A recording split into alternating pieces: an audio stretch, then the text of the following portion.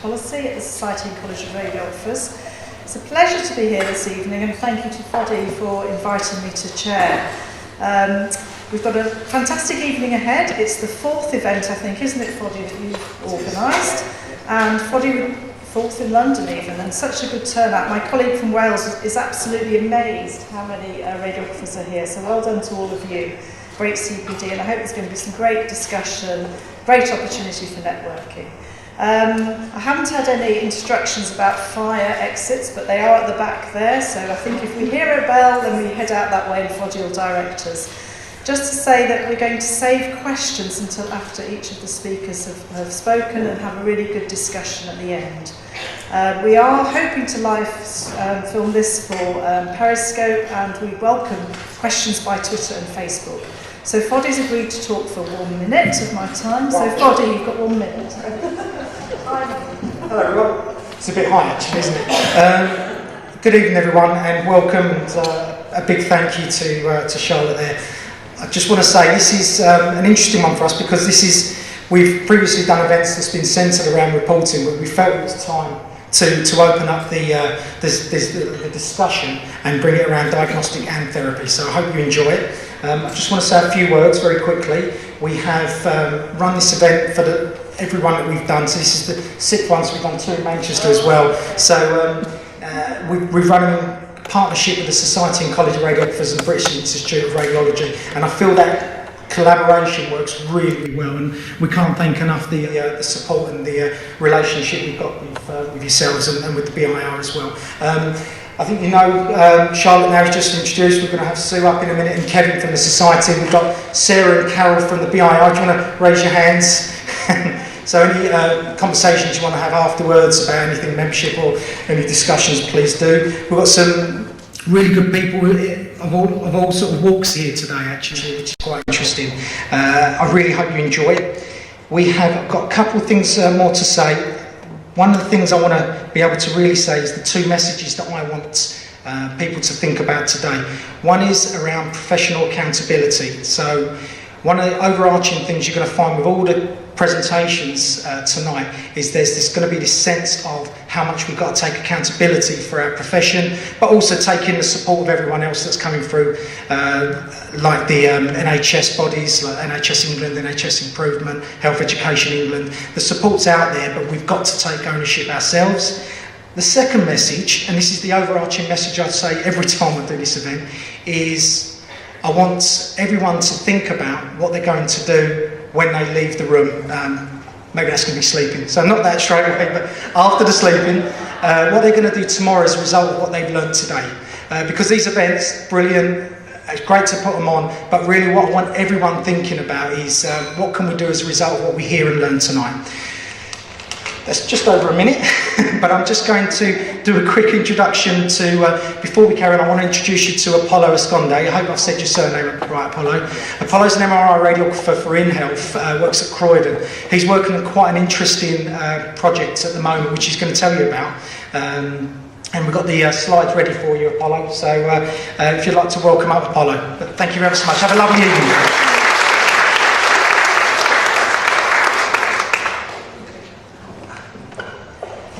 Hi, thank you very much for the introduction and the opportunity. Good evening, everyone. My name is Apollo Esconde. I'm one of the MRI senior radiographers in Croydon InHealth, Croydon University Hospital. Okay. Oh, there. Sorry, thank you. So dealing with the scan shoes, claustrophobic kids, plus-size patients, and them not having get through their scans makes me sad. Like very. So some of my patients will say, Apollo, I can't do this, bring me out, take me out. I was not informed, which always leave my heart crushed and emotionally disturbed. It was from these very statements I started asking myself, what can I do to help them? I perceive that if I create something, add or change, that may allay their worries. I was mentally challenged. If a patient was referred for an open MRI, it was because they did not manage to do it in a conventional MRI. And if they fail to do this again, it will further delay their treatment. I realized that it was not claustrophobia or anxiety that stops them from having the scan, but the lack of support system. Over the years, I have learned not only how to assess their scans, but how to assess their level of fear. From every echoes of protest, it inspired me to create a solution to help my patients conquer it that would aid alongside the holistic approach. And thus, the Lego Open MRI was born.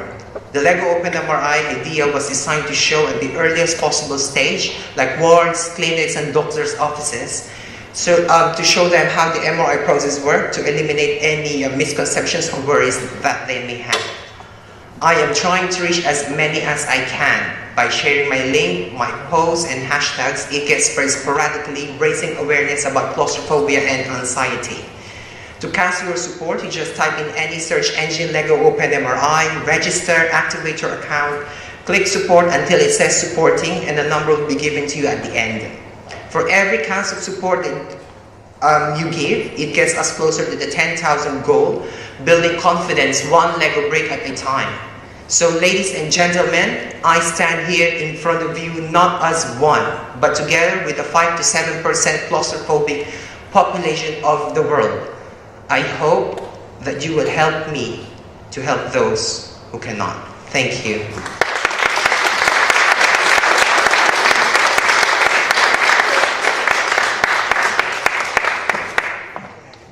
Thank you, Apollo, and a very clear message to all of us. That's the one action we must all do straight away, and it's been great to see the work that's been done on the LINAC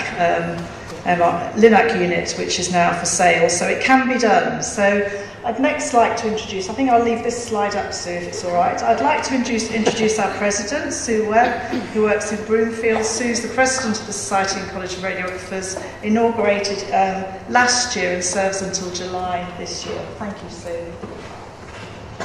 Steep steps. You'll have to come this way.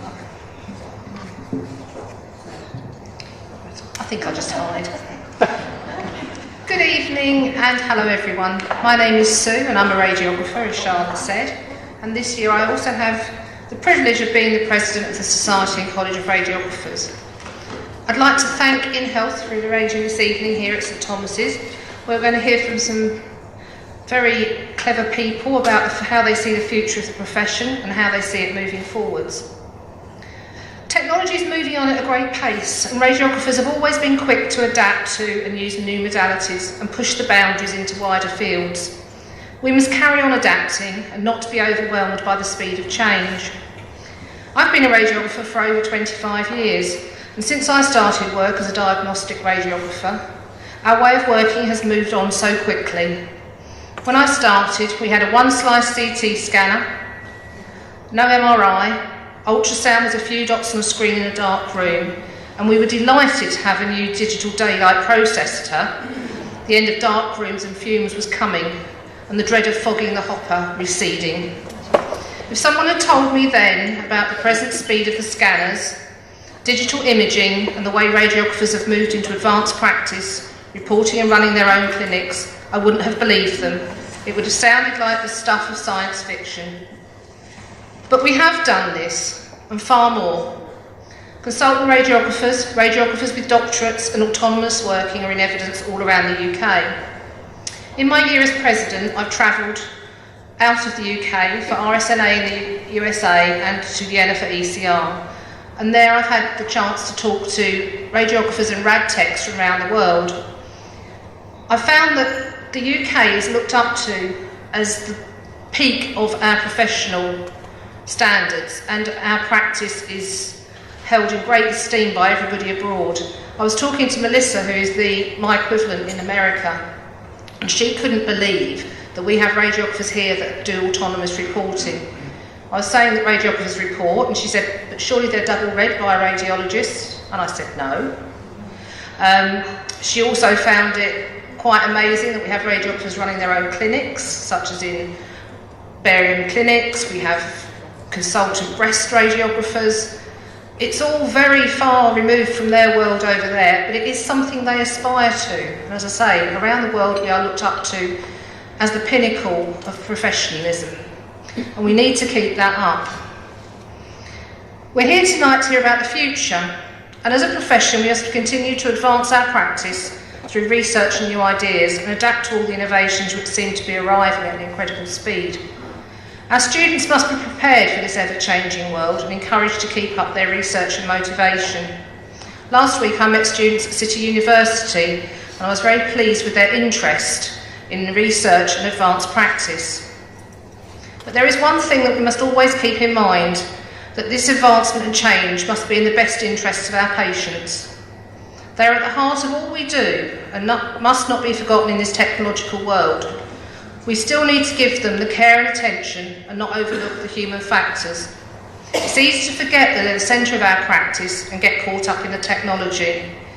And we must recognise the fear and emotions of all our patients.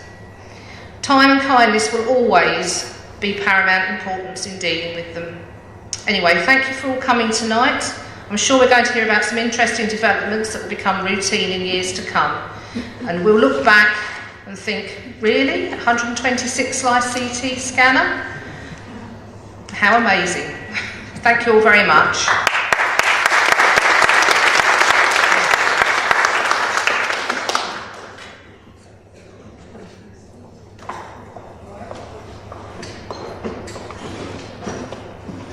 Thank you very much, Sue, and I think that's framed our evening really well. Everything we do as a profession must be centred around the patient and the value that we can add to that patient's care.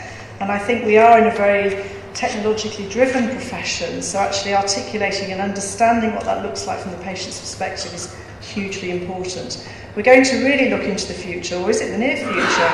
And it gives me great pleasure to invite my colleague Kevin Tucker, who's the National Officer for Wales at the Society and College of Radiographers, also a radiographer, who's going to give us an insight into his views on artificial intelligence and radiography reporting. Thank you. Thanks, Charlotte. Good evening, everyone. So, artificial intelligence, fascinating stuff. My working title was, why is it, why it is important for radiographers to be at the discussion table? Or is it? And that's the question. We need to explore this a little bit more this evening. So, the things we're going to cover are, what is artificial intelligence? What do we mean by it? How does it work? And I'll only sort of dip your toes into it because it's really quite complicated. So I'll explain it as easily as I possibly can. Just be honest, if you can move slightly that way for the people online. If I move here, I can't see that. So we can try and move it around. The challenges of speaking.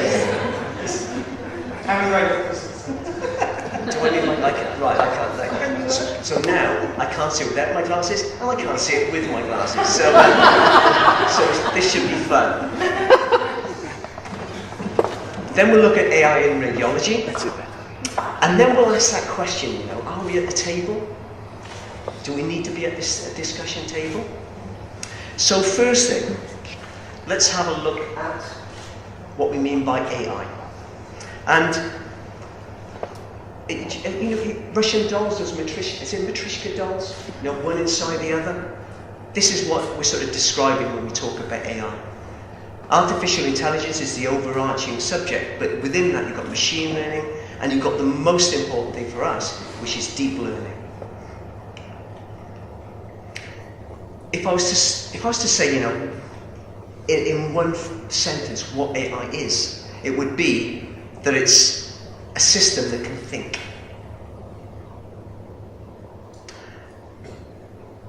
The longer explanation, of course, would be any machine or algorithm that can study its environment, that can think independently.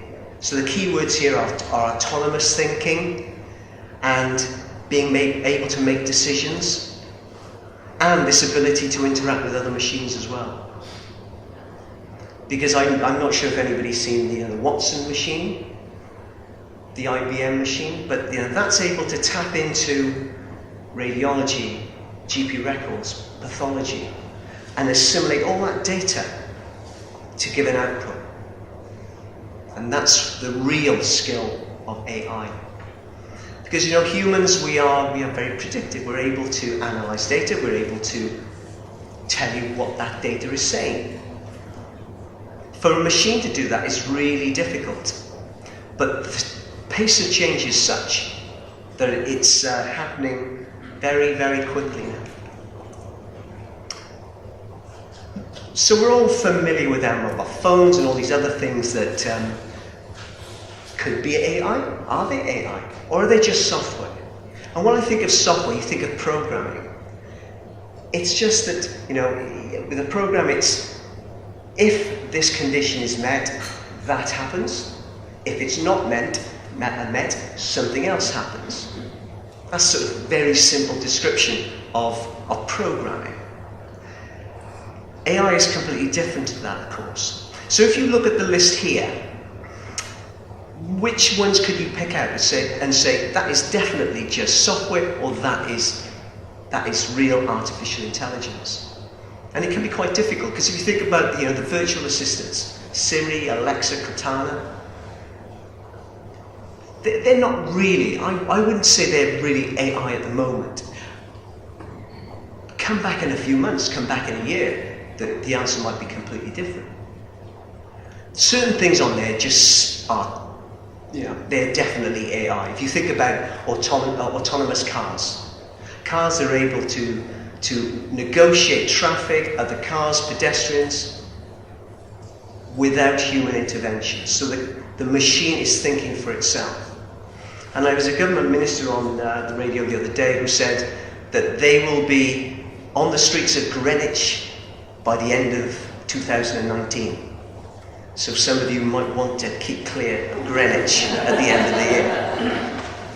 But it is a fascinating field that we're sort of going into. Now, machine learning, of course, that's a subset of AI. And now we're starting to look at a lot more data. I've already mentioned Watson and the fact that it can tap into all these different information sources.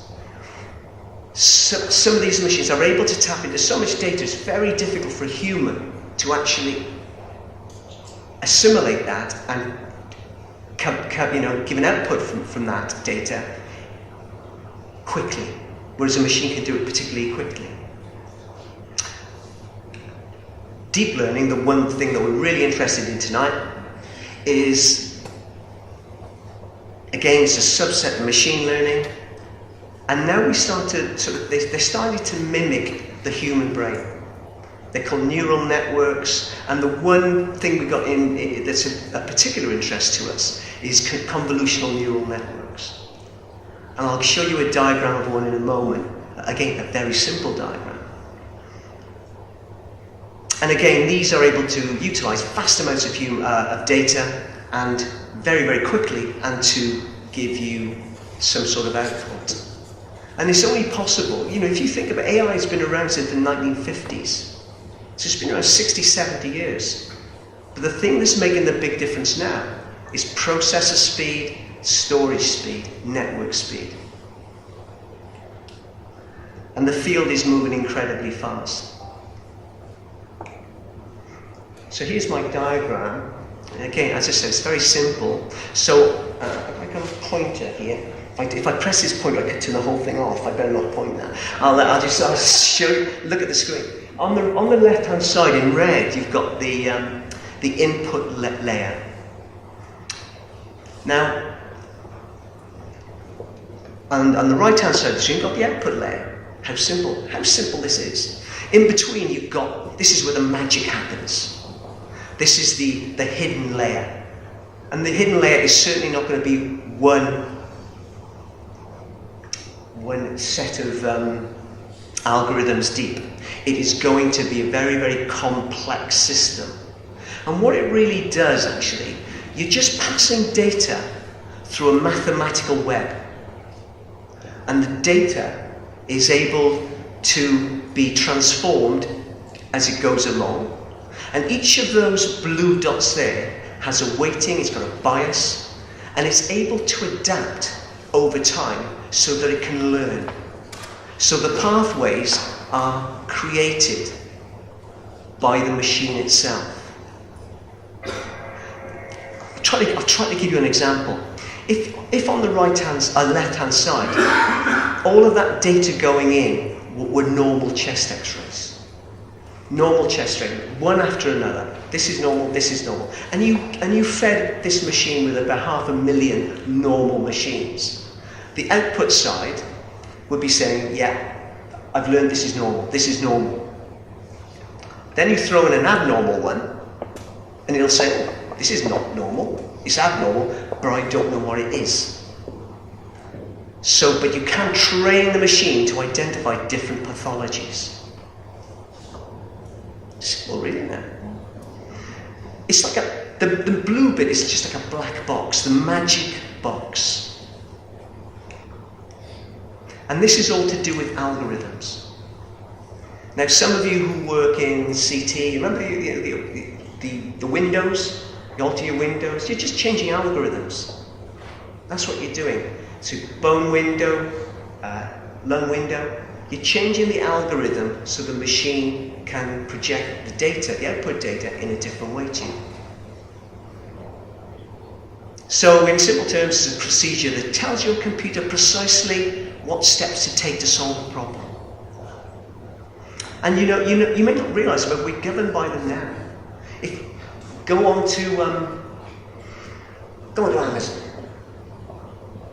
Amazon you'll buy something. You'll buy a deep freezer, and for the next 2 years you're bombarded with Amazon trying to sell you another deep freezer as if you really need one. It's that sort of thing. So the machine is able to identify what you're interested in. Same with Netflix. You've tried this, try this. But it's when these algorithms are chained together, they're able to really go to town on the data and manipulate it incredibly well.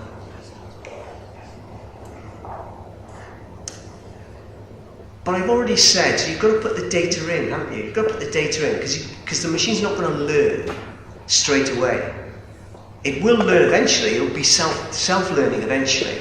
And if you've got time, look on YouTube and look up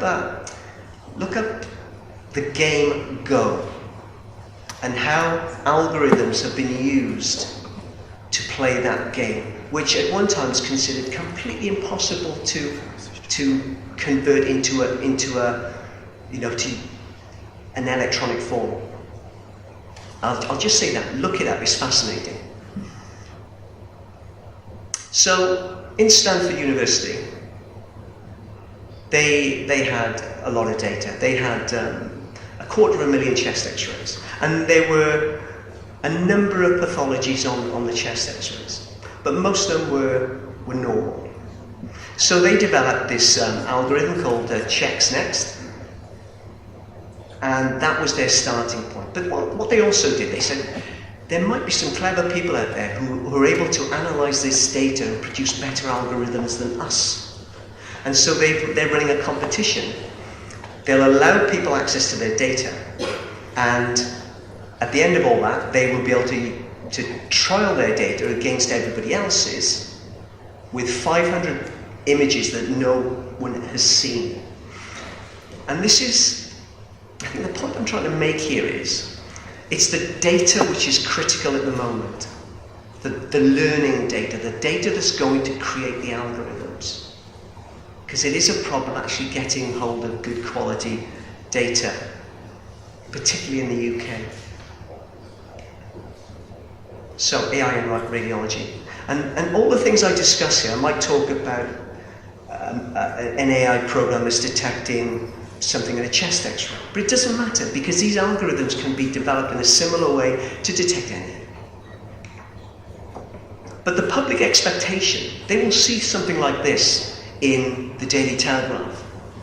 Robots could help detect cancer in less than a second. And this is happening. This capability is there now. And in this particular case, this AI system was able to detect cancer, malignant polyps, just from looking at the shape and the growth patterns of the polyp. This is before the gate of the actual pathology data. And when you think that 40,000 people present with this condition of bowel cancer every year, there's a real need to be able to detect these cases very, very quickly. And when people see this, they think, well, it's available, why aren't we using it? But of course there's more, isn't there? The chase is on to develop the algorithms. There's a radiologist called Hugh Harvey, who I've got a lot of time for. He's a very, very bright man. And when he talks about data availability in the NHS, he sort of likens it to being on top of an oil well and not being able to drill into it. In England alone, we're producing, 40 million examinations a year? So across the UK, it's probably 50, 55. Why aren't we doing something about that to curate this fantastic data set that we can use to teach and to train algorithms? And we're not doing it. In certain hospitals got arrangements with academic institutions or with companies like Google. It certainly happens a lot more in the United States. In fact, when we talk about the United States, there's no doubt that at the moment, and I'll say at the moment, they are leading it. They're leading AI in the world in medical capability. And the American College of Radiologists is the body behind RSNA, the Radiological Society of North America, and they've set up a data science institute. Are we involved in that? Where are our links to this? Hugh has talked about the need for a British Radiology Artificial Intelligence Network, or BRAIN, as he calls it. And again, the whole purpose of that is to get a fantastically massive, accurate, curated database of images. I'm not privy to all conversations that take place, but as far as I'm aware, we're not having that conversation at the moment. So AI in radiology, I'll rattle through these very quickly, otherwise the time will be moving on. How can it be used? Automatic image analysis. So automatically, as soon as the image is done, it gets sent away for evaluation automatically. And I'm not saying that's the only thing that happens to it. It will be reported afterwards, presumably. But the machine could be having a first look at that image. And the one thing it will do is it'll speed the process up, so it'll flag up abnormal ones, so they get seen quicker. Very beneficial for cancer diagnosis, very useful for trauma. And this is the sort of thing I'm talking about. This is from Radiology, the RSNA magazine.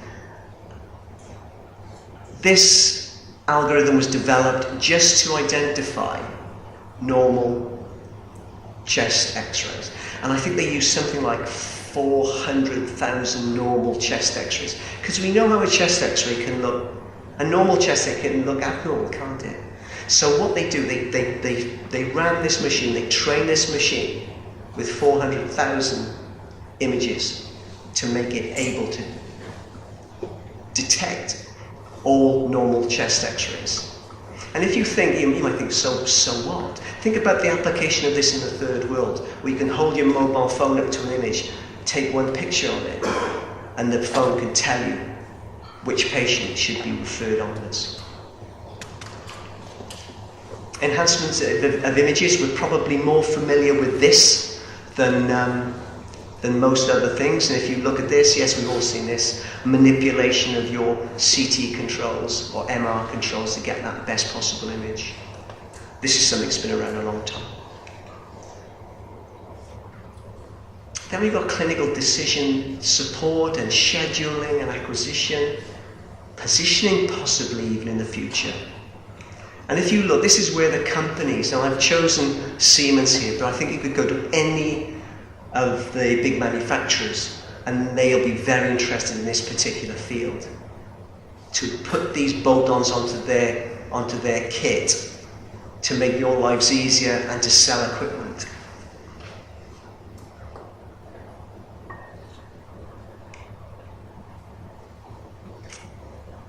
This is just going to talk about detection of low TB or pulmonary nodules, but again, this could be any application for any plain film imaging. The algorithms are just developed for a specific purpose.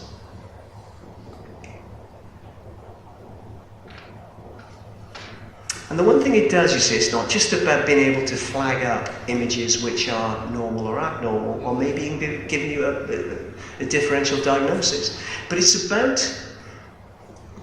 about improving quality as well.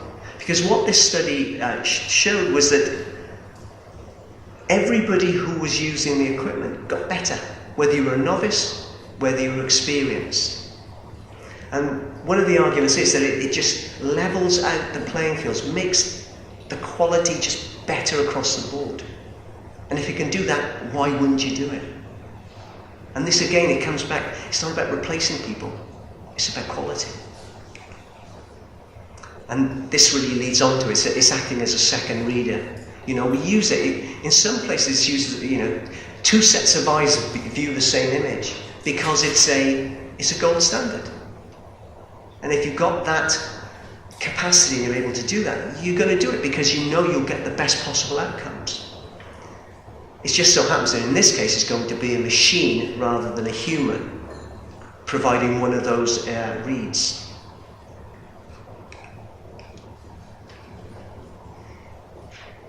There we are. It can be used in any application. Here's one for, and you could troll the internet, and there are just dozens and dozens and dozens of examples like this out there.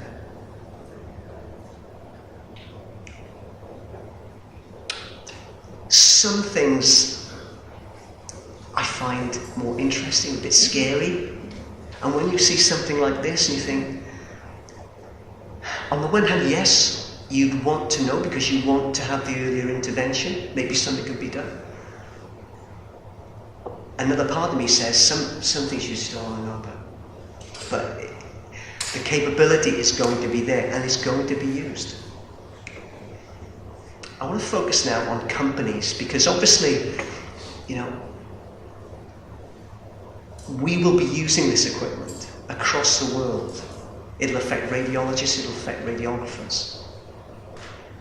The drive at the moment is coming from the smaller companies, and again, I've chosen Signify Research here, and what I project you all right? What this is talking about now is startups. It's very much a US bias to it, but look at the figures which are going into startups. Huge investment. And the reason why such huge investments are going into this field is because the rewards will be enormous.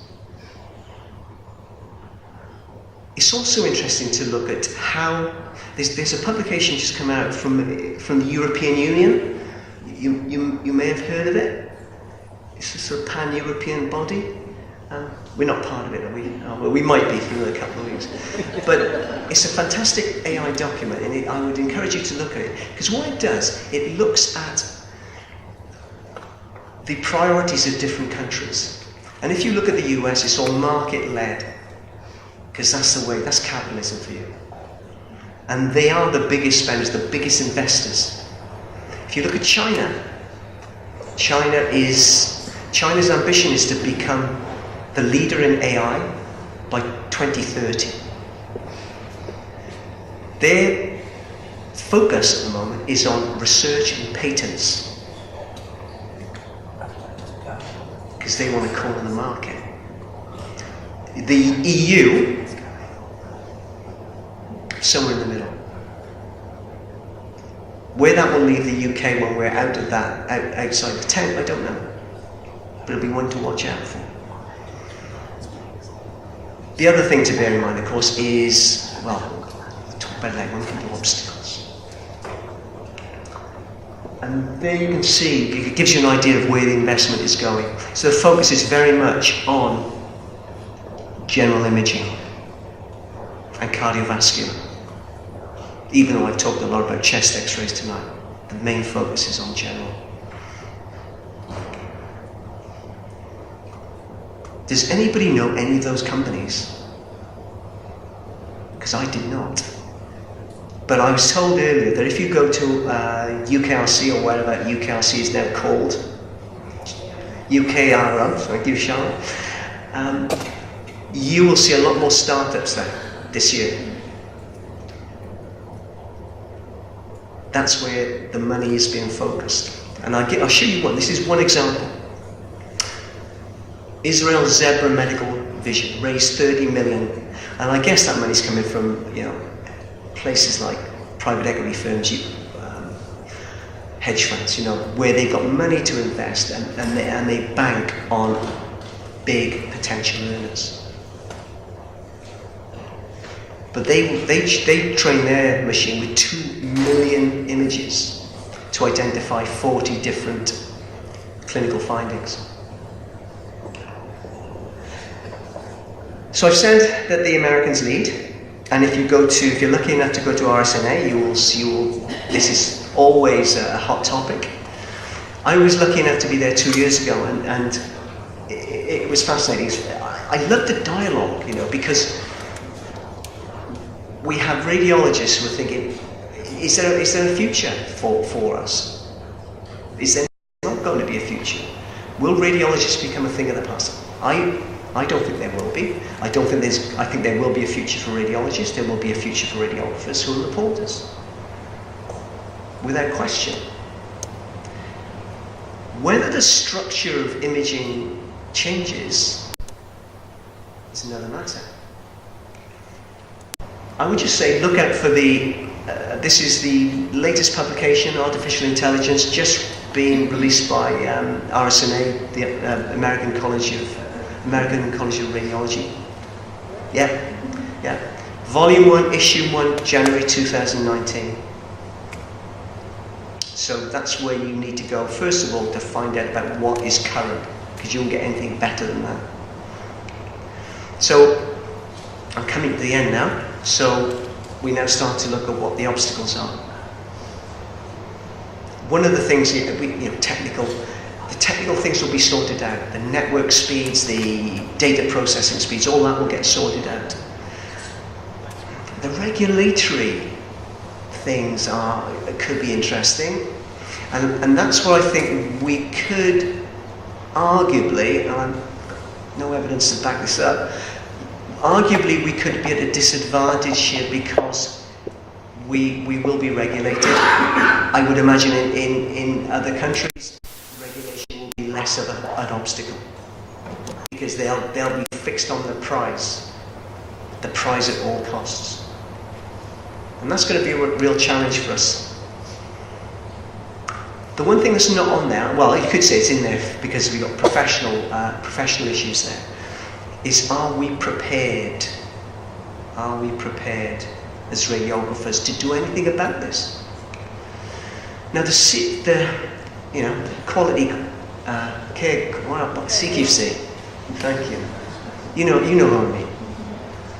In their report of last year, they said that it's going to be revolutionised within 10 years.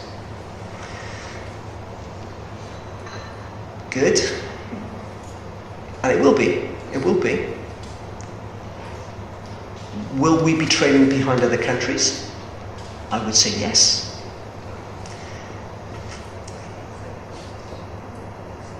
And they also said in there that, which is something I agree with, the RCR believes that these will be seen as a diagnostic tool. I absolutely agree with that.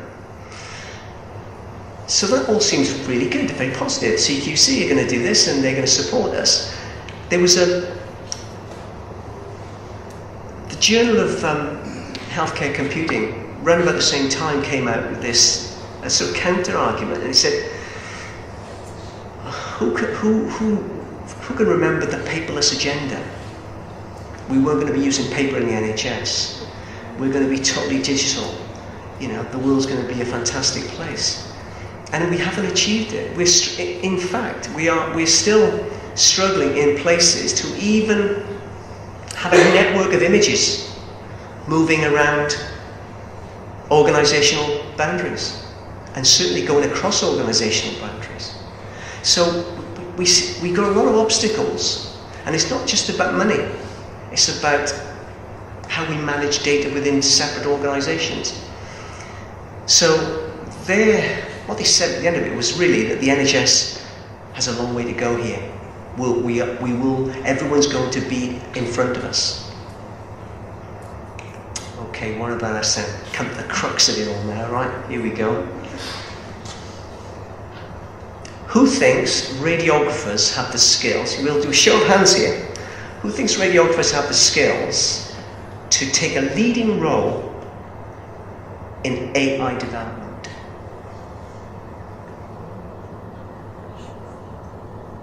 Yeah, minority, but still. There's a number of people out there saying yes, we have.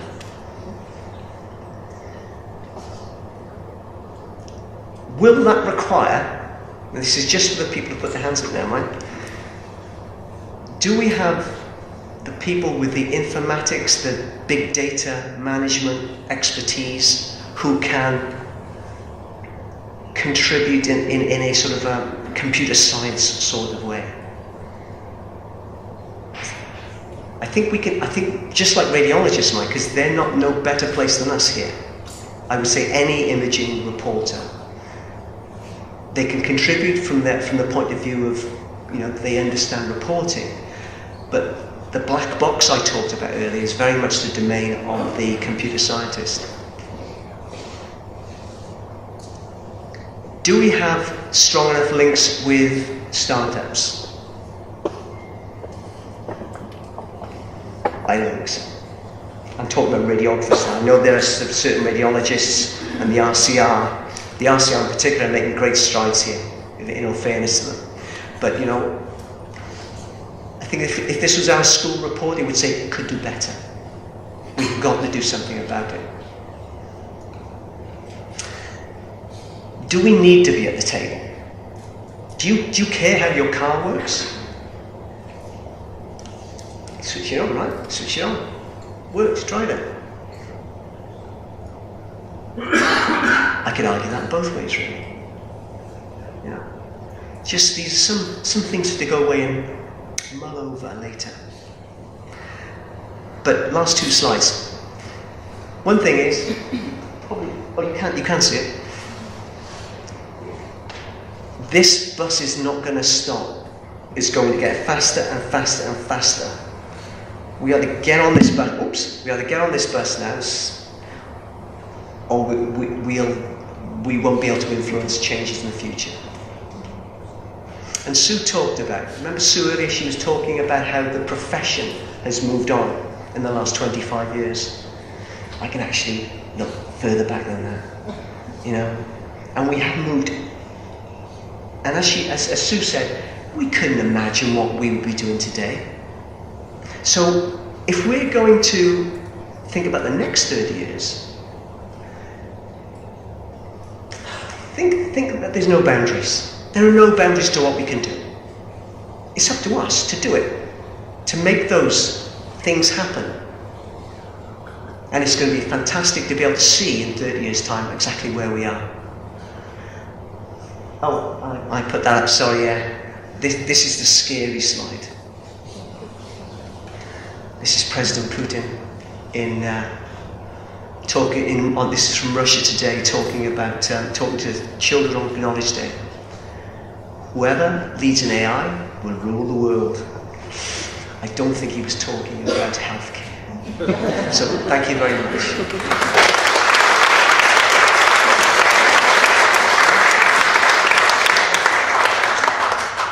Thank you, Kevin. Really great insight into artificial intelligence, the implications. Lots of food for thought, and please note the questions down, because I think as a profession, we need to be at the table. So what does our profession look like for the future? Anyway, moving on, I'm pleased to welcome Dawn McDonald to come and talk about her consultant breast practitioner role being validated by the GMC, a radiographer's experience. Really interesting title, Dawn. Look forward to hearing this.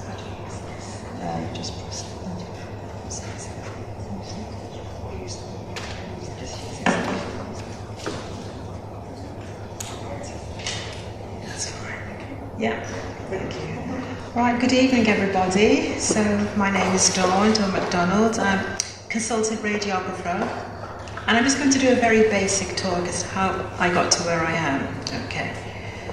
So I thought I would start off at the very, very basics. I know there are therapeutic radiographers in here, which I don't know a lot about the therapeutic side.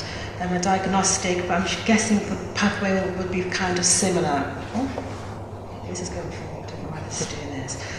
But basically, I went through the 4 modules that I needed to do for radiography. Why is it doing this? It's doing it by itself.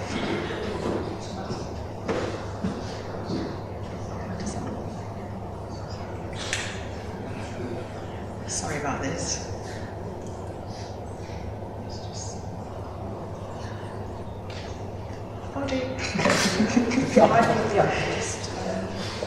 It's difficult to operate from up here. Who's technically savvy? I think what it's doing is actually just, it's got an automatic, isn't it? It's time-based. Oh, is it time? The slides are timed. Yeah. We have got it on PDF. So just okay, so we got as far as It's on a this. time setting. Hello? The time setting. I'm on the time. Well, I'll just speak quickly then anyway. Okay. So, qualified as a radiographer in 98, started in the world of breast screening in 2000, and then I started the advanced practice role in the year 2002.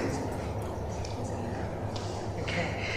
To do this, I had to go through a few modules. The first one that I had to do was a clinical breast examination, client communication. And then I went on to do the ultrasound, breast intervention, and I also did film reading. I finished that 5 years later by doing my research module. Now, the reason why I've mentioned these modules is because we live in a different day nowadays, and you need to evidence that you are working at the proper level. I've worked in units where you are in a unit and you do in-house training, for example, film reading or your breast intervention. It's no longer like that anymore. You have to go through the proper validated courses. And even though if you're starting off at the beginning, it seems like a long way to go because it takes about a year to do each course. My advice to anybody who wants to go along that pathway just now is to do the year's training, because this will serve you in the future. It's very, very important not to take any shortcuts, but to do all of this. This again. So, sorry about this. This just seems to be going forward. I don't know why it's going forward like this.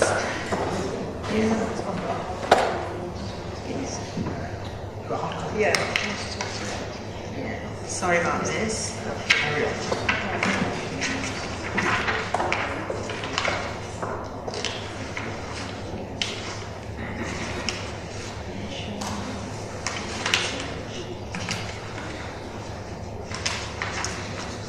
So, accreditation. So, after working as a consultant, getting to the level of consultant after 5 years training, and I don't think it's any secret that I work independently. So, I've been working independently for 10 years now, and I decided to go to do the accreditation route. So, what does accreditation actually mean? When you go into the Society of Radiographers website, they define accreditation as the action or process of officially recognising someone as having a particular status or being qualified to perform a particular activity. So you've been recognised for the work that you are saying that you are doing, not for what people think that you can do. And it's a way to show that you are competent at working at the appropriate level. So how do you do this? Right, to touch this again, okay, so flux forward. How do you do this? Again, we live in a day where I'm a consultant and the hospitals would just have you doing clinical work if they could all the time. But it's not like that anymore. We need to be working to various domains. Now, to be an advanced practitioner, what they would like you to do is to be working at 4 levels, and the 4 levels that we are working towards are the expert practice, so clinically expert, which if you're an advanced practitioner or a consultant radiographer, you should be clinical expert at that role. But they also want you to be working, showing professional leadership and consultancy, education, training and development, and research and evaluation. As an advanced practitioner, you need to evidence that you're working towards that. As a consultant radiographer, you need to evidence that you are working at that level.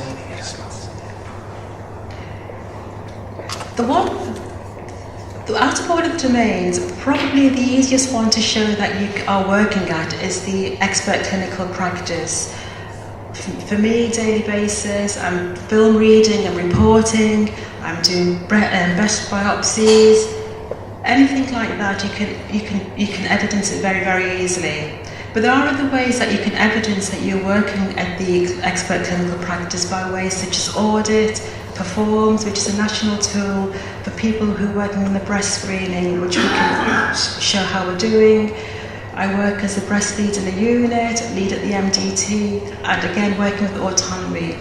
So you can easily evidence the clinical aspect of your role. Professional leadership, how can you do that? Again, taking accountability, lead radiographer, working with other modalities, for example in the MDT, and at the very bottom there, undertaking accreditation. So that is the way that you can show your leadership in your modality. And again, education, training and service, development, audits, trainer. I've trained radiologists as well as radiographers, mentor junior doctors. And one of the roles that I'm doing at the moment is that I work out with Ghana, and I'm the breast lead for doing charitable work out in Ghana. So there are lots of ways that you can evidence all of this. And research, I've had some research published, which I've published in America and various places across the world.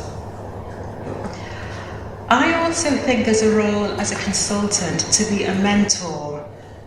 When I started on my pathway, going towards accreditation, I had consultant radiologists or radiographers who helped me on my pathway, so I feel as if it's important for me to be a mentor to others, so I mentor radiographers and also consultant radiologists. So that's part of what I've been doing.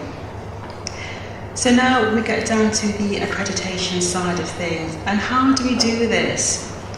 We all go to study days, we all go to things like this, and at the end of the study day, we will all get a certificate of some kind to say that we have been there. So why not use the certificates that we have? Instead of putting them into a folder in your filing cabinet somewhere, why not use them using CPD? Now this is a really, really useful tool, and I have to admit, it took me a long time to get around to using this tool. But when I started to use it, I was very sorry that I hadn't used it before. So all the certificates that I gain, I upload it onto this tool, and it's there, make a few words, and I can always come back to this at a later date. So why did I want to be accredited? Recognition that I was working at the appropriate level. If I'm not accredited, how can I tell that I'm working at the appropriate level? Everything, like I said before, is documented these days. No more is it you say you can do something. You have to show that piece of paper that you have the evidence to do it. And it makes everything robust by being accredited. So going through the radiography side of things, it made it easier slightly to go through the medical route. And the reason why I went through the medical route is because, as I said, I work independently. I'm not employed by a trust, I'm not employed by InHealth. I've been working this way for 10 years. The accreditation through the medics is very, very difficult.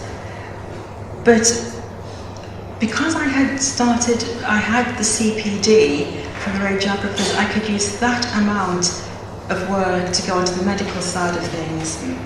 So all the work I had gathered from my CPD got uploaded into the form that I showed you before, but then I had to talk about things like the scope of work, significant events, complaints and compliments. and my achievements and challenges. This is more things that I had to talk about, more than what you had to talk about as a radiographer. So they wanted a lot more information than I initially had to give. Going through all of this process, it takes about an hour now, but the first time I did this, it took about 2 hours because they hadn't accredited a radiographer before. So there was a bit of toing and froing and questions as to how I did it and what my role was, until we could kind of come to some kind of solution and an agreement as how they could accredit me in the future. So now it's fine, they know who I am. We got a plan put in place and they used my plan, which is different from the doctors, but it's suitable for me.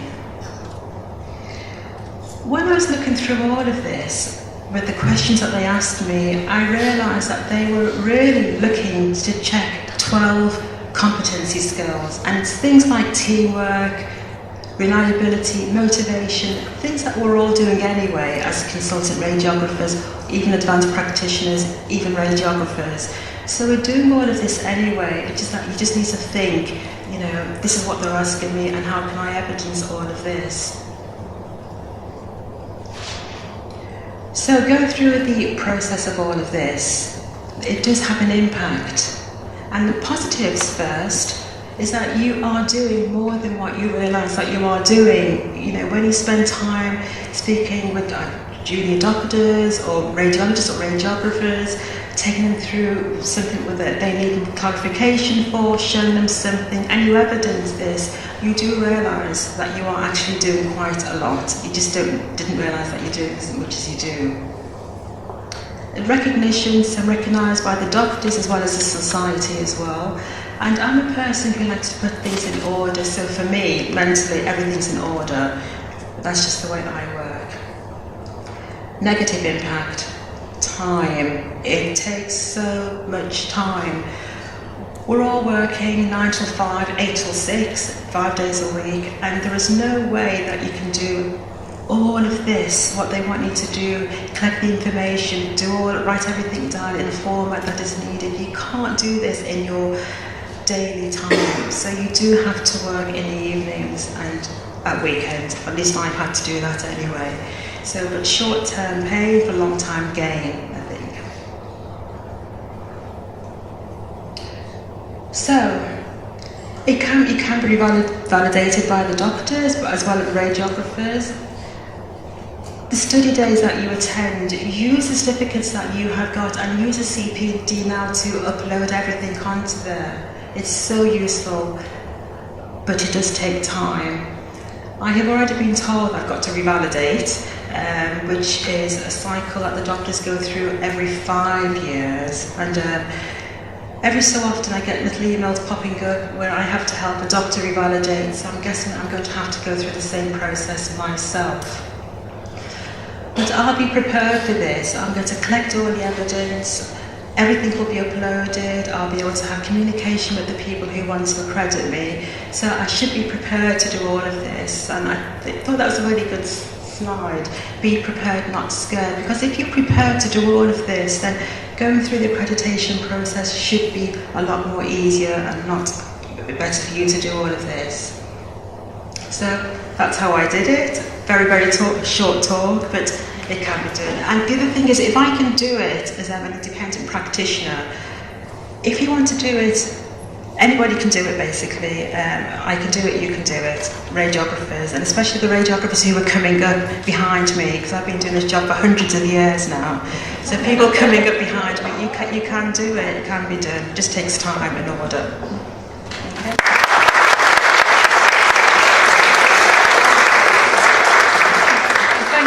And for managing with the technology. It's always challenging when that happens, but really well done. And I'm sure, again, lots of questions for you. It's very interesting to think of you accrediting with the GMC model and how that fits alongside sort of competence and the other work that's happening nationally. both in England and the countries around sort of virtual academies for advanced and consultant practice. So, but really good to hear about the plug for CPD now, so we can talk about that later. So, great pleasure to introduce Sheila Hassan, known to many of you I'm sure, works at Guy's and St Thomas's, so on home turf here, to talk about your role in stereotactic and the project you're running here at Guy's and Thomas, and I think a bit of a reflection of your career as well, so thank you.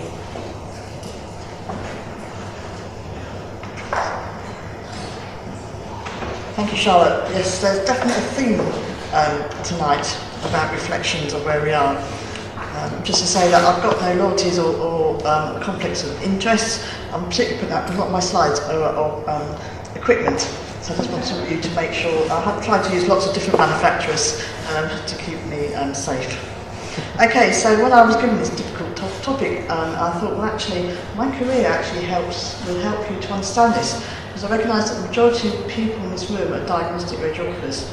So I thought it would be quite useful to sort of have a background about where we've come from. So up on the screen you've got two early radiotherapy machines. On your left is a cohort machine, and on the right is a very early linear accelerator, both of which I've pretty much worked on.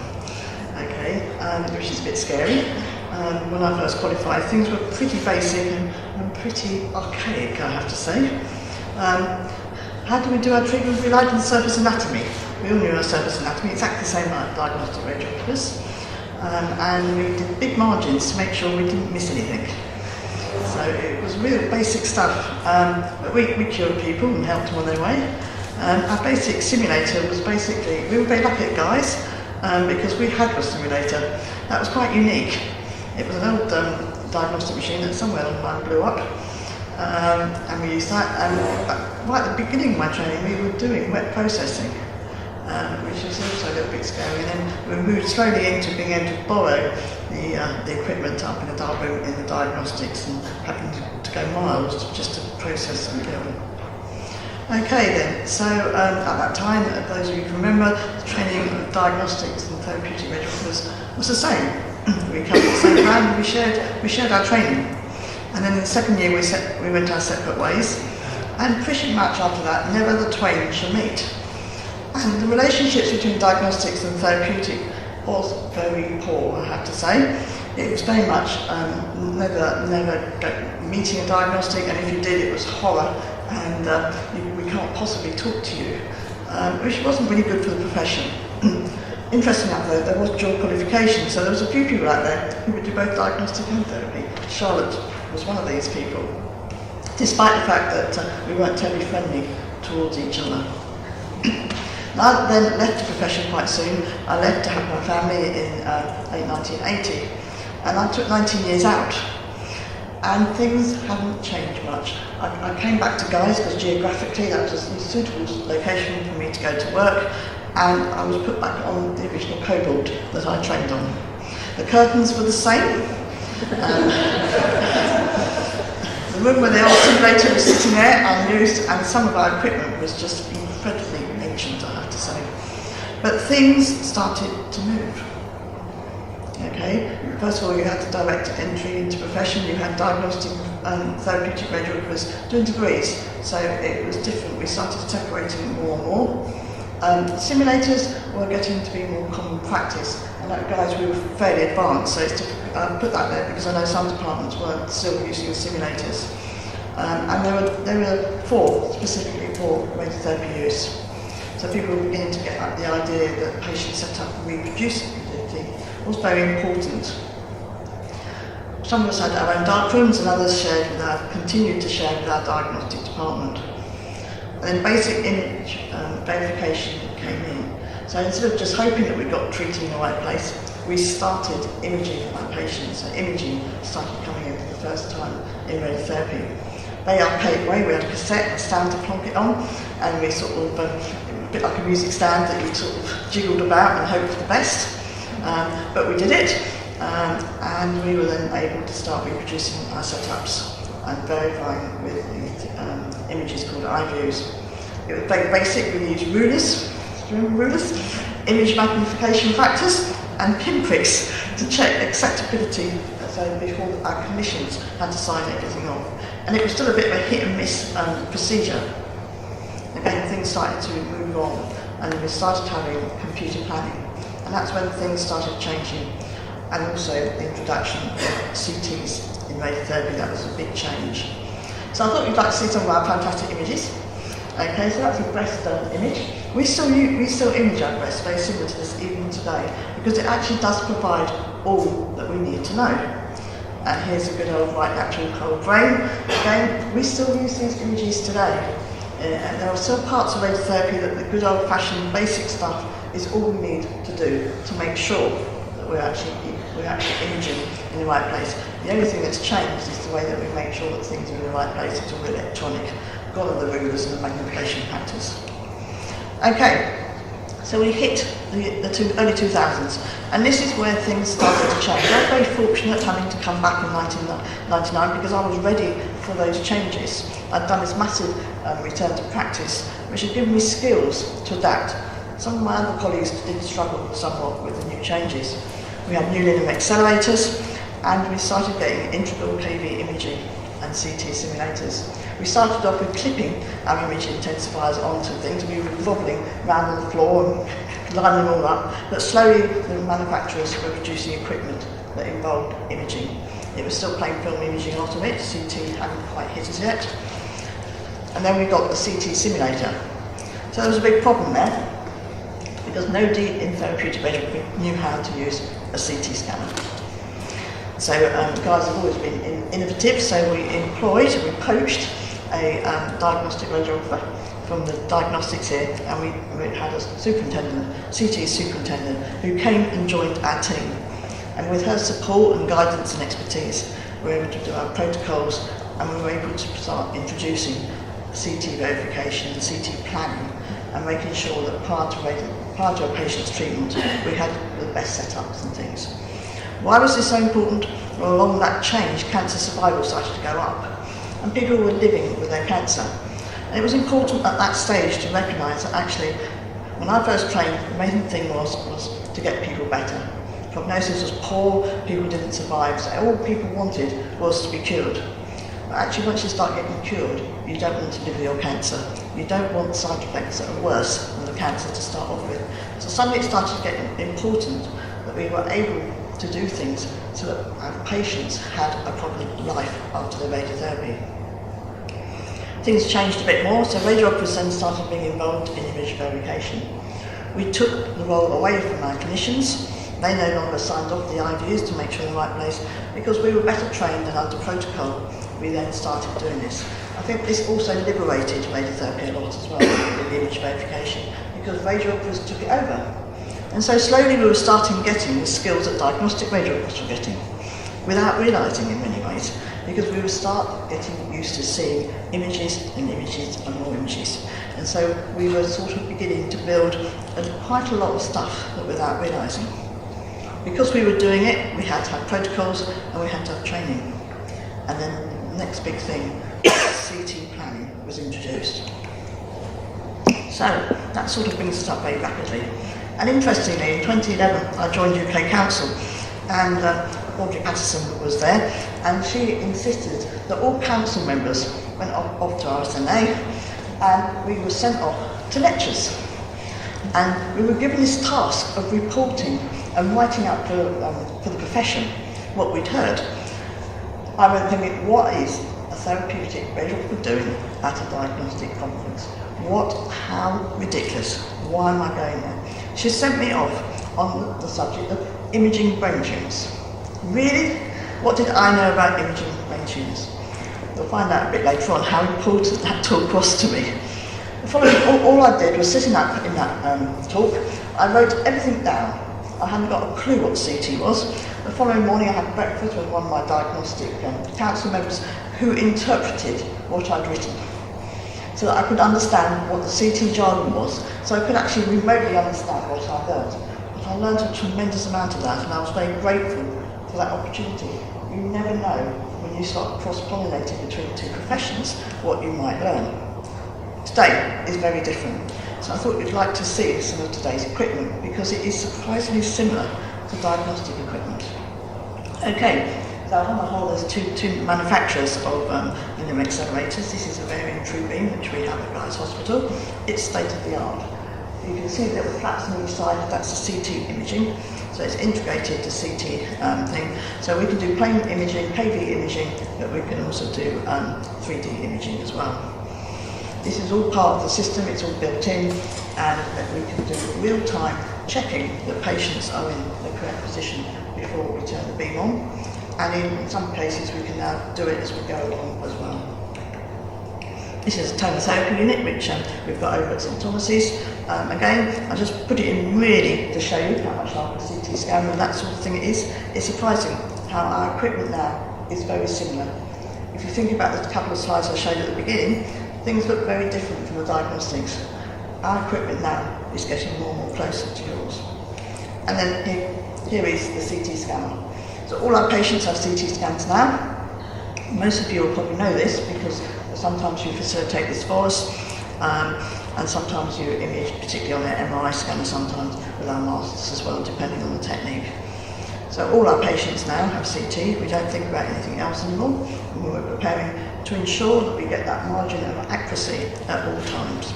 We're using mobilisation devices to make sure we can do that reproductively as well. So these are our images now, somewhat different. And you can see some of the colour wash on there, which tells us whether we're on or whether we need to move. We can do millimetre movements to make sure that we treat exactly where we want to do. And here's some other ones here as well. So you can see the colour wash on that. And so these are what we look at all the time as we treat patients. We do regular imaging to make sure that the reproductivity of the treatment fields is exactly the same. And then the next interesting thing, and so I'm going to you will be aware of this because you support us again with this, is that we do image fusion. Okay, so we have a CT image, we have an MRI image, and we join the two together, and so that we get everything as much as possible enhancements. So we use both imaging modalities to ensure that we get enough information. Because particularly the work that I do now, we work with 1 millimetres of accuracy. So it's very fine margins that we have to be sure. So it's important for us to use as many of the image modalities that are out there. We sometimes use PETs as well, so that we actually know and be confident that we're bang on, because 1 millimetre is nothing. So another piece of kit that's become very useful. I first saw this at RSNA as president. I was privileged to go to RSNA. I have to say I had a ball. I was amazed at the equipment there and what I learnt. And they demonstrated this to me, is that now, this is a Philips one, that they are able to produce an MRI that is compatible for both diagnostic and therapy use. Isn't that amazing? They've got the couch can come off and on, depending whether you do diagnostics or therapeutic. Very important in smaller departments, because not every radiotherapy department can afford or have the space or the capacity to own their own equipment. And so that we can do this. We're often sharing the MRI with diagnostics, so they can interchange the couch, so that we're confident with this. That's quite important. That just gives you a little bit about the couch top, because that's quite interesting and it's very important. It's quite easy to attach. We don't have one here at this hospital, but they are in use at least 2 hospitals in this country. And then we go to the MRI Linac, which you've probably heard a bit about in the news lately, because they've just started treating their very first patient. So, we're talking about, imagining what the future is. Sue mentioned about the future. The future of radiotherapy is moving really fast. Who'd have thought, that we've got two departments who are doing the research on the MRI Linac, which means that we can also, there'll be a time when we'll be able to do CT and MRI imaging, real-time imaging for our patients. Again, getting those margins down. The less healthy tissue we treat, the better it is for the patient. We want to make sure, these patients these days, they can live 40, 50 years in the post-radiotherapy. We want to make sure that they have the quality of life that we all deserve when we're fit and well. And this is what it's all about. And it's important because we do a lot more stuff with soft tissues and things, which is where the MRI comes in really handy. So I'm just going to link that into my job today, because we're talking about where diagnostics and therapeutics are connected. This conversation and his presentation came about with a conversation I had with Bodhi about my amazing new fantastic job that I've now been in for a year. That just gives you a definition of what SRS is all about for those who aren't sure. And it's really amazing technique, treating brain tumours within 1 millimetre. We can treat anything up to 10 of these at one session. Isn't that amazing? One beam of radiotherapy can go around and treat all 10 in one go, and sometimes we have to do it in 2 goes. And this is done only because we have the technical support of the diagnostic departments as well.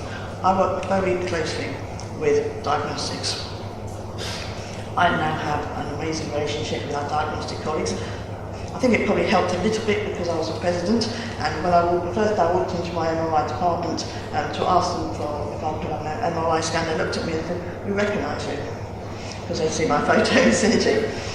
So that obviously helped. So, one of the best ways to get on with your colleagues in diagnostical therapies is actually just to get to know them, because it's that personal contact that makes all the difference.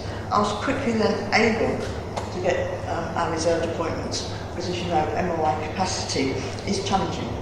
And I have another colleague in my department just can't work out why I always get my MRIs. And that is because we have a very robust relationship. If I don't need one, I let them know as soon as they can so they can use that appointment. And at the times when I need an extra one, they usually can accommodate that for me. So that is really key.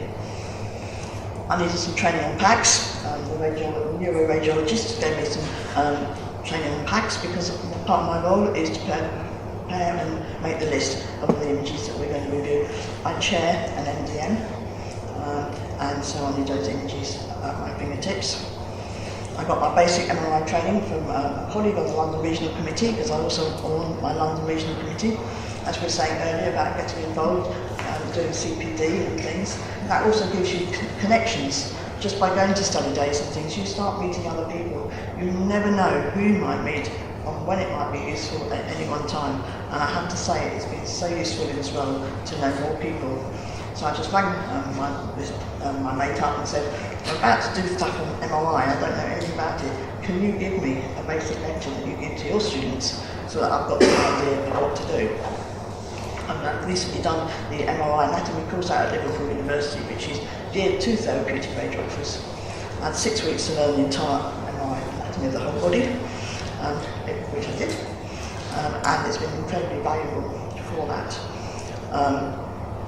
I have a big team. Our team is supported by neuroradiologists. We can't actually treat a patient unless the neuroradiologist has been involved in the process at the MDM, but also in the processes of outlining the organs of risk, outlining the area that we're going to treat in the radiotherapy field. It's valuable when we need to have reports at short notice. The stereotactic radiosurgery pathway is just 2 weeks. So it's a very fast turnaround, and we've got to get these patients on and treated. And so we need all these systems to line up. And this is where those relationships are so key between our two professions, because as the waiting time and targets keep going down, and soon all patients will be expected to be treated within 2 weeks of diagnosis. To do that, we have to have our good relationships between both professions so that we can work in tandem with this. The neuroradiologist also helps with radiotherapy planning. And who's to say that that role can't be taken over by reporting radiography in years to come? Things move at a fast pace. As I already mentioned, we do CT and MRI fusion on a regular basis, and it's working in collaboration that I think is probably the most important thing. I can't do my job without the support of diagnostic colleagues, and it's great that I can do that, and it's great that my patients benefit from that. And I thought none of this talk would be missing if I didn't mention patients. We do share the same patients, whether we like it or not. Your patients will come into some of your patients will end up in a radiotherapy department for treatment. So we have that common. We share the same documents as well. So an amazing document, the value-based radiography document that's come out recently, is applicable for both diagnostics and therapeutic radiographers. The 4 Ps are patient-public practitioner partnerships, again, common in both professions. Independent prescribing, that's very key to therapeutic, and one day diagnostics will get that opportunity to be independent prescribers. And of course research. We can join together, we can use our expertise and work together to make sure that we get up-to-date knowledge and understanding about how we do things. So the future. I see the future as more collaboration. Possibly we might see the return of dual qualification, who knows. So therapeutic radiographers are certainly going to need an awful lot more diagnostic skills, and we need to start thinking in the diagnostic community about what you can do to offer us as well. It shouldn't just be us getting the skills from you. Diagnostics have got roles in therapeutic departments as well. We just need to work them out. We're not quite there yet, but we've already heard tonight how things are fast moving, how things are changing.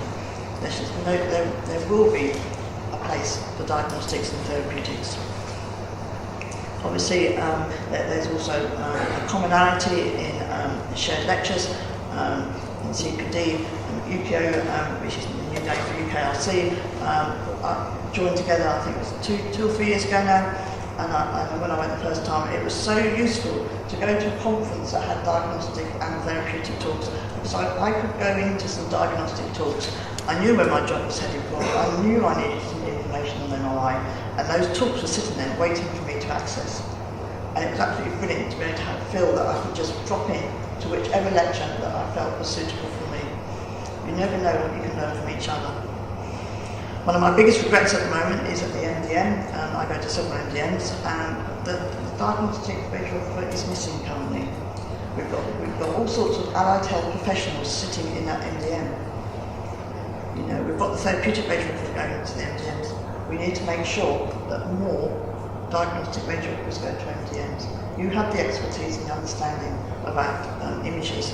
That part is currently missing, so that's a real growth area that we should be looking at. There are radiographer diagnostics in MDMs, we just need to make sure there's a bit more common. And finally, I'd like to say that what we won't hear, and I apologise for this, Sue, is that I'm no longer here at a radiotherapy conference. I'm a diagnostic radiographer and I'm an imposter. Because I'd like to see that we're all together in it together. Thank you.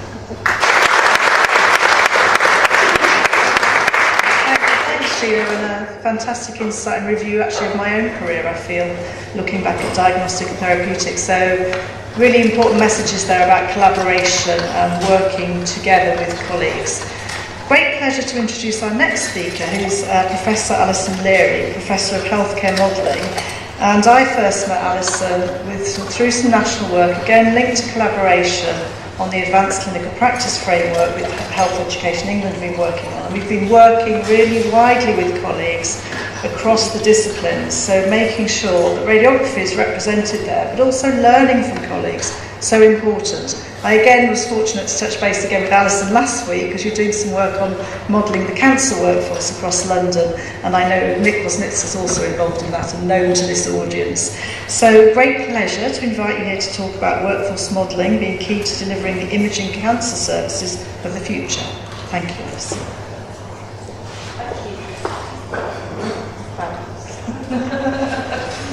I'm not actually going to talk about that, I'm going to talk about something else. So, what I'm going to talk about, Foddy asked me to talk about bulletproof in your career or your prospects.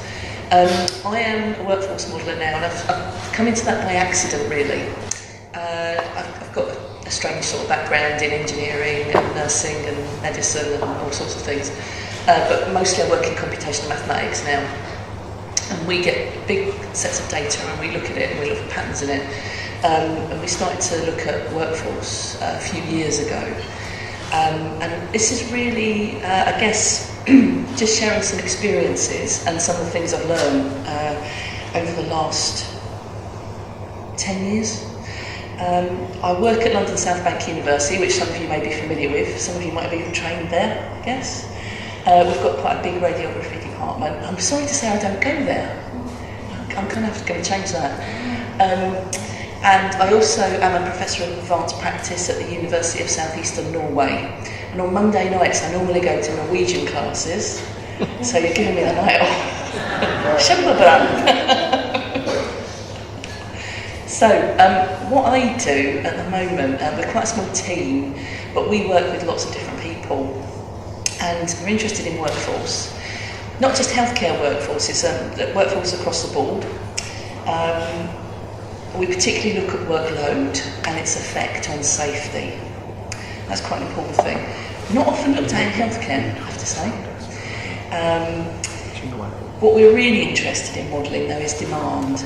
So, if you look at the way the healthcare workforce is modelled currently, it's modelled from what we think of the supply side. We think about how many people we can afford to train, not how many people we actually need. So what we do, and what we're doing with the cancer project, is demand modelling.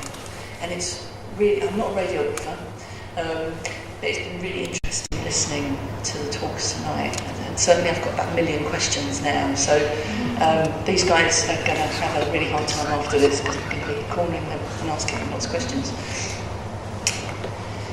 So, one of the things I found really interesting when I came into modelling workforce, I used to model cancer. I worked for something called the National Cancer Action Team. Some of you might even remember that. When we used to have cancer networks, and I started modelling a bit of the cancer workforce then, and we modelled things like the 2-week wait. So, when I came into workforce modelling in healthcare, I found that people didn't use the evidence at all. It was pretty much an evidence-free zone, which really surprised me, being a researcher. Lots of people doing workforce research, but hardly any of it ever translated into policy. And that's quite scary, really, when you think about it. So the kind of policy is going this way, and workforce is going that way, and never the two meet. So we try to help influence policy by using research. The world of work is changing. There are no jobs for life anymore. The nature of NHS has changed. Certainly in nursing, 45% of registrants now don't work in the NHS. They work for other providers.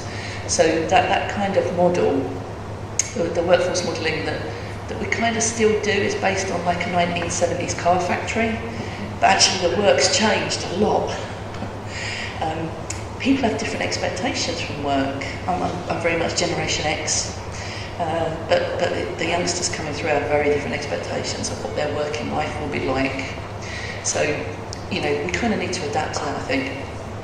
And the nature of work is changing. Now this is the really important bit, because we've heard, particularly Sheila's talk actually, about the advancement in technology. And over her career, how things have changed. The pace of change is incredibly rapid. The care that we provide is becoming increasingly complex. There is more risk in the system. Patients' expectations are higher.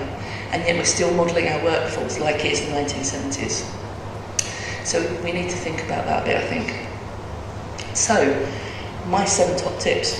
The first one is understanding and defining your jurisdiction. What is it you do that nobody else can do?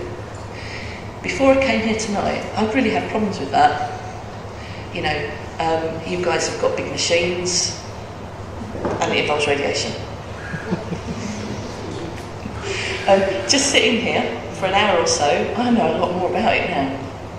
But that's because I sat here. So, what is your jurisdiction? What is your unique selling point in radiography?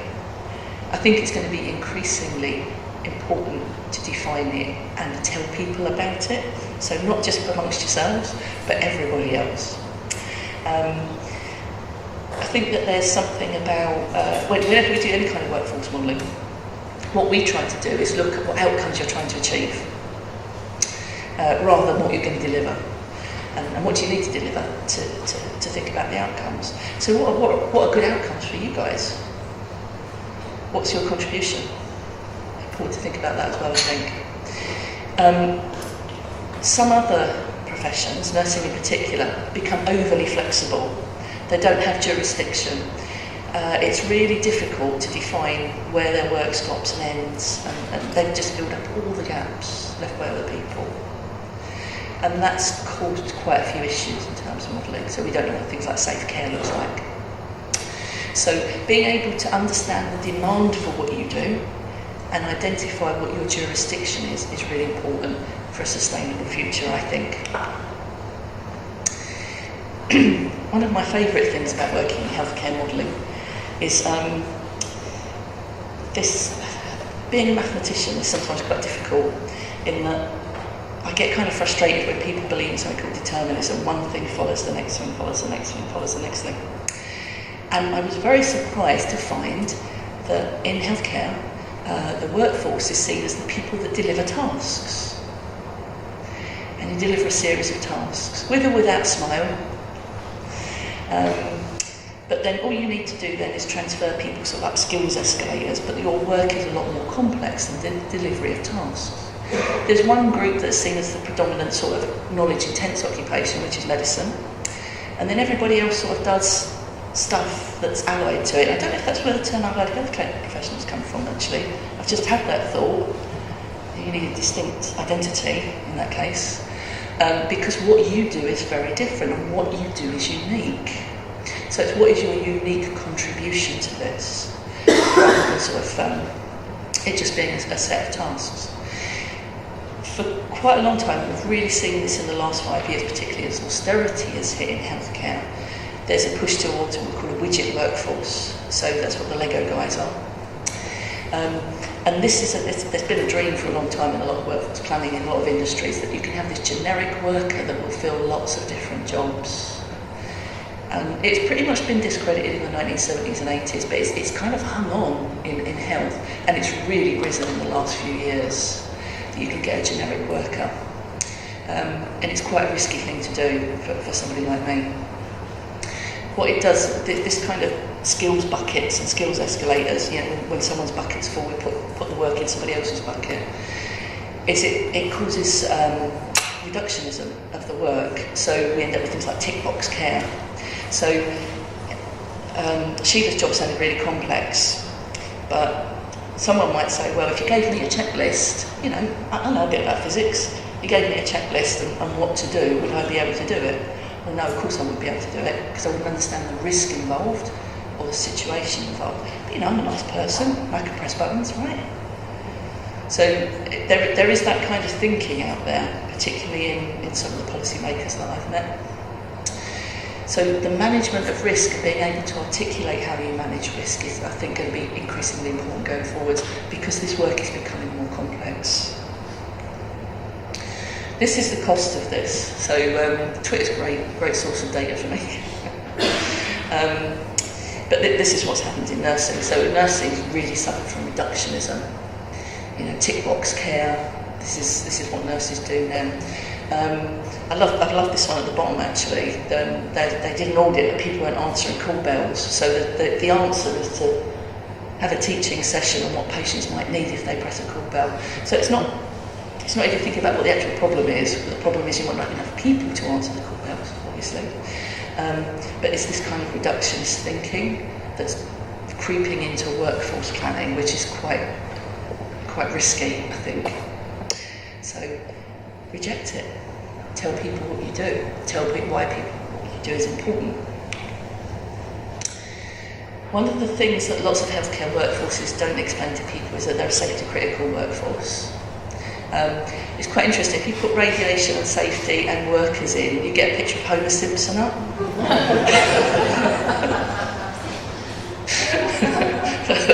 That's great. It did come when I put radiographer in. I'll show you what came up when I put radiographer in. But this is the sort of stuff we work with. So we work a lot with safety critical high reliability organisations, and what I'd kind of like to do is I'd like to get healthcare modelling, workforce modelling to be the same as a safety critical healthcare organisation. So essentially what we've got is, it's usually the green box I'm talking about, which is safety management systems and how we use data to keep things safe. But what I'd like to say, we've got the red box, which is demand, which we don't understand, but these organisations do understand it. And then we've got risk, and you guys manage risk a lot of the time, every day. And then a high reliability organisation, HRO, would put a very experienced workforce next to that risk and keep them there. It will pay them to stay there. It's trainees, rookies, what we call rookie factor. They would pass work back to, or it's assistive personnel they would pass back to, work to. That's a bit different to healthcare. So what we do in healthcare is we put all our rookies on the front line to manage risk. So some organisations, I don't know if this is true in radiography, maybe you guys can tell me if it's true. It's certainly true in areas like nursing and paramedic practice and some of the AHP groups that we've looked at. organisations with 50 to 70% of their frontline workforce being qualified less than 2 years. What it does is it helps the leaky, what we call the leaky bucket. So these guys want to do a good job, get disenfranchised and leave. So it's not a great way to manage a workforce. And we have a smaller experienced workforce.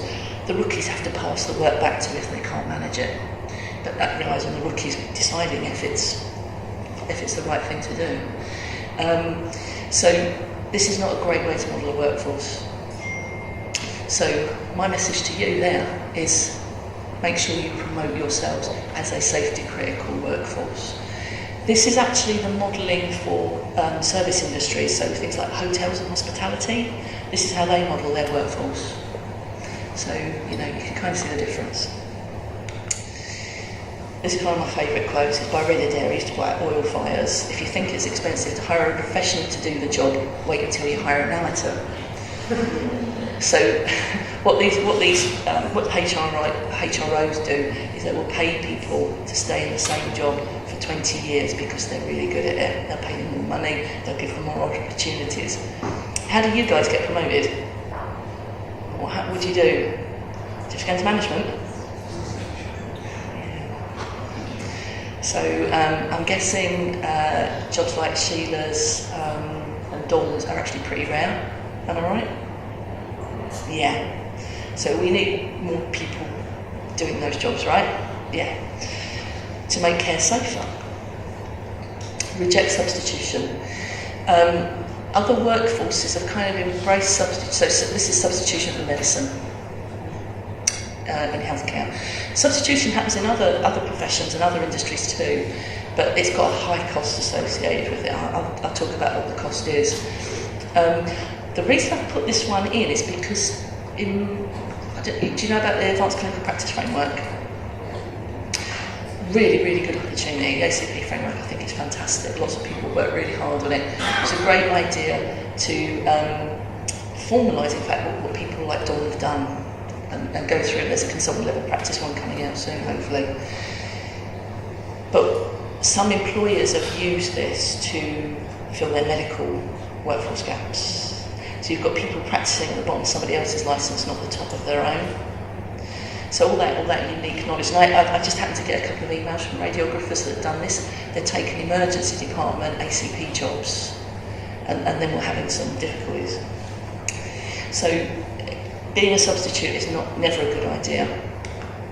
The reason for this is, in healthcare, because we have that funny kind of peculiar way of modelling the workforce based on supply rather than demand, we have what's called a boom-bust approach. So we get oversupply of people, then we get undersupply of people. And actually the undersupply is becoming more dominant now as people are choosing to leave their professions. So you end up just filling a gap. And then when the supply comes up again, you get pushed out by the dominant workforce. Substitute workforces are not usually cheaper. There's a thing about it, they're cheaper, but they're actually just more useful at the time, generally. They don't promote the unique selling point of your background. So, what is advanced radiography practice? I'm really looking forward to hearing more about that. Really looking forward to hearing it. Relies on a large power differential. So the dominant group will let you in for a bit as long as you're under their control. So you never really kind of manage to progress unless you manage to negotiate. That's quite tricky. So for individuals it might work, but for populations it's not usually a good idea. It's competency based, not capability based. So when we talk about capability, we're talking about an expertise framework, of which technical competence is part of that, but it's more about the clinical decision making, the clinical acumen, the judgment part. That's the bit about managing risk. And it's what we think of as a cul-de-sac career for a lot of people. So people will do it for a couple of years and be happy in it, but then realise there's nowhere to go because they don't belong to the dominant group. And the dominant group will see it as role incursion, territorial incursion. So when we kind of do this modelling, we think about what's the best way to redistribute the workload. Rather than those buckets, my bucket's full, so I'm going to put some stuff in your bucket. We think about the work overall and the risk, and how we can redistribute it amongst the best people to do the job. So there is no hierarchy of skills. Medicine is up here and pharmacists here. It's not like that. At some point the pharmacist will be the best person, at some point the radiographer will be the best person, at some point the doctor will be the best person. And that's how we kind of think about how we can manage safely. Own your agency. So I've not only been a colleague of radiographers, I've also been a user of radiography services. And it's a very different experience. So as colleagues and talking to people, certainly when I worked in cancer, I had lots to do with therapeutic radiographers, knowledgeable, expert professionals. Being a patient is a very different experience because I started experimenting. I went for an MRI, and I get my brain MRI'd quite a lot. And the guy before me just had his ankle MRI'd, and he asked the radiographer, he's a doctor, and he asked the radiographer what the results were. He said, I don't know, you'll have to ask the doctor. So I'm going to do that. So I had a brain scan, and I said, how does it look? I don't know, you'll have to ask the doctor. So I do it every time I go now, and I always get the same answer. So it looks like you guys know nothing. You just press the buttons, right? And I know that's not true. So own your agency, own what you own. And yeah, there might be about a million reasons why you can't. In fact, somebody once followed me to the lockers where you get changed. A radiographer actually followed me and said, it's against the policy, I can't talk about it. I was like, all right. But things like this are about giving away your agency. So your agency, your knowledge, your skills, your expertise, people need to know about them if you're going to be a sustainable workforce in the future. So some of you might recognise what that sign is. I'm saying nothing. So we would like to call you a knowledge-intense occupation. So this is what, if you Google radiographer, this is what comes up. Do you think this is representative? So I've got no idea. I'm guessing not cartoons, for one thing. But one of the things I did do, HEE have just started a lot of campaigns about getting people into the profession. So I looked at the radiography films. There's some little films on the internet. They're really good. They're very well made. But they talk about how nice you are. You're lovely people, and you love patients, and you're so lovely. One person mentioned physics, but you are a knowledge-intense occupation. If you don't show that, then it makes you replaceable, quite frankly. It's what's happened to nursing. Now, we've got a whole bunch of associate professions coming in and replacing registered nurses. And this is why, learning the lessons from others. So you had a very good knowledge script, and now you're changing to what we call a virtue script. We're nice people, you can trust us. So nursing was relying on the virtue script for a long time, and particularly after mid-staffs, a big campaign called the 6 C's, which really relied on how compassionate and kind and courageous we were. So talking about who nurses were, not what nurses knew. And of course, I'm guessing radiography, from what the data I've seen, is a gendered occupation. You seem to be slightly more female than male, actually quite a lot more female than male. And that's always a bit of a risky thing to be anyway. So this is the kind of things these have been tweeted to me in the last couple of weeks, well last week in fact. So we've got the public now who've taken this on board and think you don't need to know anything to be a nurse, you just need to be a really nice person. And you don't need to pass the exams, and just make the entry gate wider and wider and wider. You don't need to be able to add up or read or anything like that. And this guy at the bottom, he was a classic guy actually. Stick to the knitting. But nursing's this sort of innate skill that people have. It's like, you know. So learning the lessons of others by not sticking to the virtue script, but writing the knowledge script, and I think Kevin's talk was really good for that actually. Be at the table. As my friend Crystal Oliver says, be at the table or be on the menu. And look to the horizon. I think it's really difficult when everybody's really, really busy and they're doing lots of work to actually look up and look around. But there are huge changes coming. And one of the reasons I found Kevin's talk really interesting is, has anyone heard of the Top Hole Review? So it was published today. So unfortunately, I didn't get to go to the launch of it, but I'm really keen to read it. About 6 months ago, there was an interim report, and I looked down the list of experts, subject matter experts. There were no nurses on it. So this is about the digital potential of the workforce, the healthcare workforce. And I don't think I saw radiography on it either. I saw some clinical scientists on it. So when you've got big chunks of the workforce not being represented, you're not influencing policy. And you have the knowledge to influence policy. And importantly, you have the knowledge to make a difference to people like me that use your services. Thank you very much.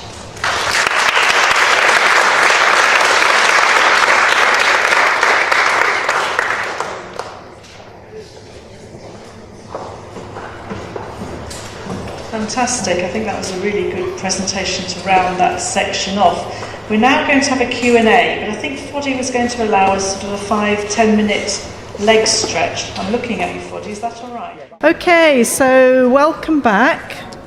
We've now got a fantastic opportunity, the amazing panel of people here with different but strong perspectives on the future and what it could offer. And we're opening it up for questions, so I hope you might have some. I do have a couple of questions for the panel, but I will open it up to the floor to see if there's an initial question from anyone who's got something stored away from what they've heard. Yes. Oh, there's a microphone just coming. Thank you. If you could just introduce yourself by name and where you work. Hi there. My name's Mark John. I'm one of the advanced practitioner radiographers, and I work at Western Sussex NHS Trust at Worthing Hospital. Thank you. My question for the board is, linking in the last lecture about reductionism and how we need to move our progression forward, with artificial intelligence coming in, isn't there a risk that we might be substituted as advanced practitioner radiographers in the far future, reducing the ability for people to move into the profession because less of us are needed? Yes. Sorry. Not good enough. Sorry, I couldn't resist that. Thank you very much. That, yeah. Look, I mean, I hear these same discussions with the radiologists. I mentioned RSNA. If you went there, they were saying that people are being turned off becoming trainee radiologists, particularly in the States, because they see there's no future. There is a future. But what we don't know and what we have to imagine is what's the next stage of the advanced practitioner? What's the next stage of the consultant practitioner? Don't look backwards to see where we've come from and are we going to go back there? It's up to us. Shall we have some other panel views? Sheila, yeah. I'd just like to say something in the radiotherapy community. We've obviously seen massive changes in a very short time. And, you know, when I showed my presentation a few years ago, we got our oncologists to sign off our images, and all they used to do was squiggle on them. Okay, they barely looked at them. Okay, we took that role over, we developed it, we expanded it, and now we're doing it independently.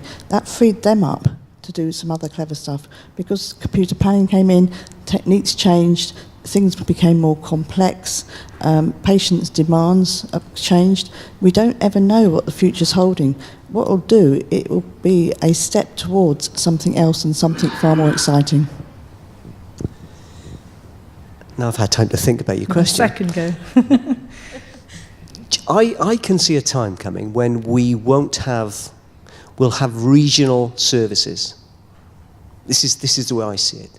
We'll have regional services. You will be employed on a regional basis. They could almost take out radiology from that particular hospital. It will be just a service which is provided by somebody else. And you could imagine that there will still be radiologists, there will still be radiographers. Will those radiographers be radiology associates? Just, we don't know. I mean, anything is possible. I think it's that opportunity for us to be able to shape that future, which is so important, and thinking about what is it that patients want across that pathway and what will our role need to look like, embracing all of that technology. So I think a lot of the panel, when they spoke, talked about that unknown part of the future, but we are the ones who can shape that. Alison, did you want to? There's quite a long history of automation coming and taking people's jobs. But generally, when the work becomes more complex, the workforce changes to adapt to it. I think it was Charles Darwin, actually, who talked about, it's not the most intelligent or the strongest of the species that survives, it's the one that's most adaptable to change. So, and listening to Sheila particularly, how much radiotherapy's changed in the last 20 years, that there's going to be a space to go into. An advanced practice in 10 years in radiography, I'm sure, will look very, very different. So it's about being the ones that lead the change. Dawn, did you want to add anything? Or?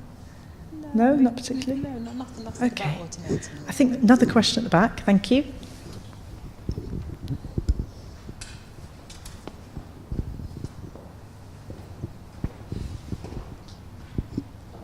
Hello, my name's Nicola. I'm from Imperial College. I'm a reporting radiographer.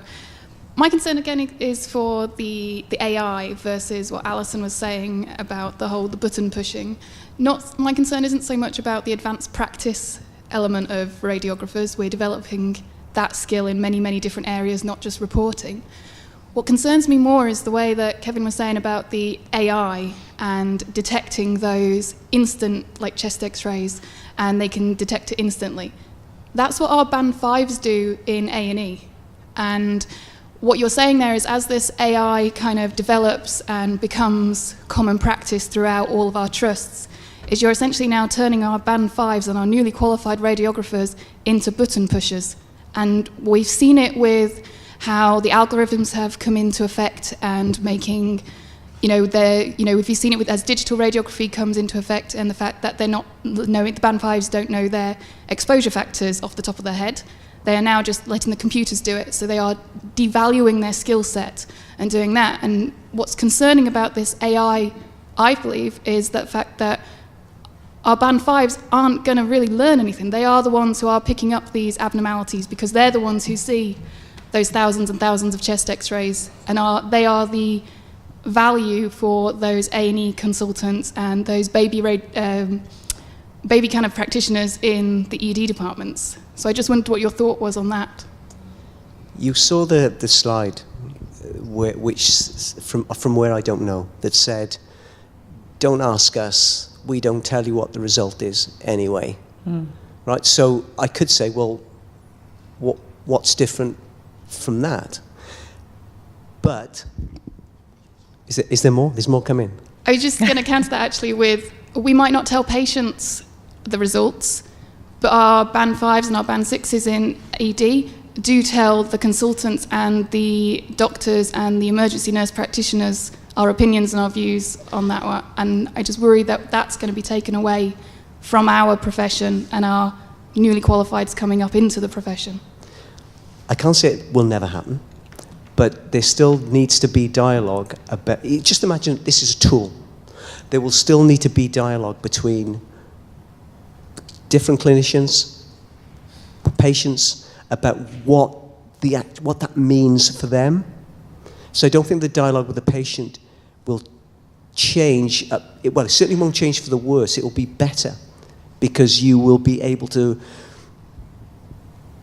give a true and accurate record of whatever it is you find on that radiograph. Sheila? I'd just like to say something to that. Our Band 5 should be coming out of university able to red dot and comment on films, and we should be encouraging this. We aren't just button pushers. We should be encouraging them, and all people in diagnostic departments, in imaging, plain film, whatever you want to call it.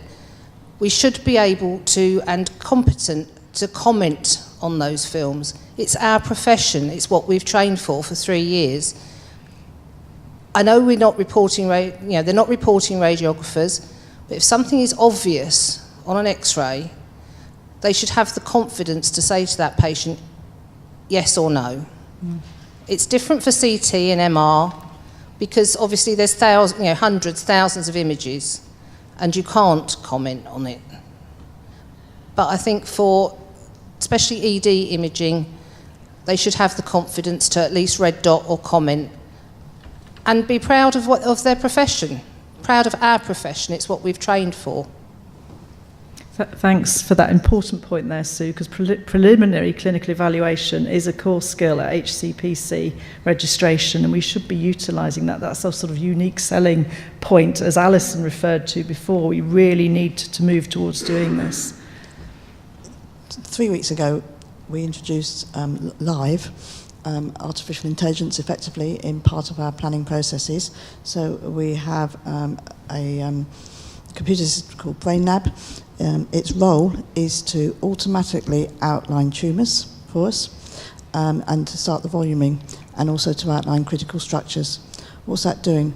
First of all, it's giving the ability to do that for radiographers. It is currently a clinician. It used to be a clinician-only job. It's no longer a clinician-only job. I anticipate that part of my role will be part of that. It speeds up the process as well, and it also makes sure that we guarantee that if there's a really tiny metastatic deposit in the brain, BrainLab is going to pick that up, and then we can use our clinical reasonable skills to determine if that is a metastatic deposit or isn't it. Should we be treating it now or not? That is going to result with better outcomes for patients. But this role that used to be taken by clinicians is going to be taken over by radiographers thanks to artificial intelligence. Yes, gentleman here. Did you want to add something on that, Alison, just before we take the next question? I think your point is really, really interesting. And given that I don't really know anything about radiography, but imagine, I'm guessing that the reason we have images is for human eyes, for humans to interpret. If you've got a computer interpreting it, do you need images at all? Yeah, that's... So then what are you guys going to be doing? And that point, actually, Alison, has been discussed at various conferences in America, particularly in relation to radiotherapy planning. So actually, do you really need the images for planning? Because actually, if you can develop where the coordinates are, immobilise the patient, actually, why do you need the image? Yeah. And with genomic medicine and all of that linked together in a big imaging set, actually, what is the long-term value of seeing a hard copy image? Or not hard copy, that's my age, isn't it, on the packs? It's a big question, though. Gentleman here. Hi there. My name's Val. I'm one of the superintendents here at St Thomas's Hospital in X-ray. So already we've seen the whole AI conversation. It was very caused a moral panic amongst everyone here, including our Band 5s. I don't think there could be out of a job anytime soon, definitely not. What we need to start doing is engaging with our Band 5s and with the society as well, and start approaching the startup companies who are actually enforcing this and actually knock on their doors and start saying, right, this is the skill set we have, this is what we can offer you, and then go from there, and maybe looking to invest ourselves into those companies as well, and we can use Band 5s for that. So not only just training at the university level, they can then go and have additional skills with these startups, because we need to embrace this change and stop this fear that we seem to have, really, and I think that's the way forward. Your points would be great. Can I add to that? I mean, if you think about the 4 pillars, what an advanced practitioner, consultant practitioner should do, where's the weakness in particularly the diagnostic radiographer role? And to me, it's always about research. We're getting better, but we're not there yet. There's a lot more work that we can be doing. Artificial intelligence opens up a completely new world for research. Data analysis, computer science. It's sort of ripe for researching from a diagnostic radiographer point of view. So I agree with you that we should be engaging much better than we are with startups as an organisation. I'm pretty certain we will be, but we should also be encouraging people to get more involved in research, which is going to shape AI.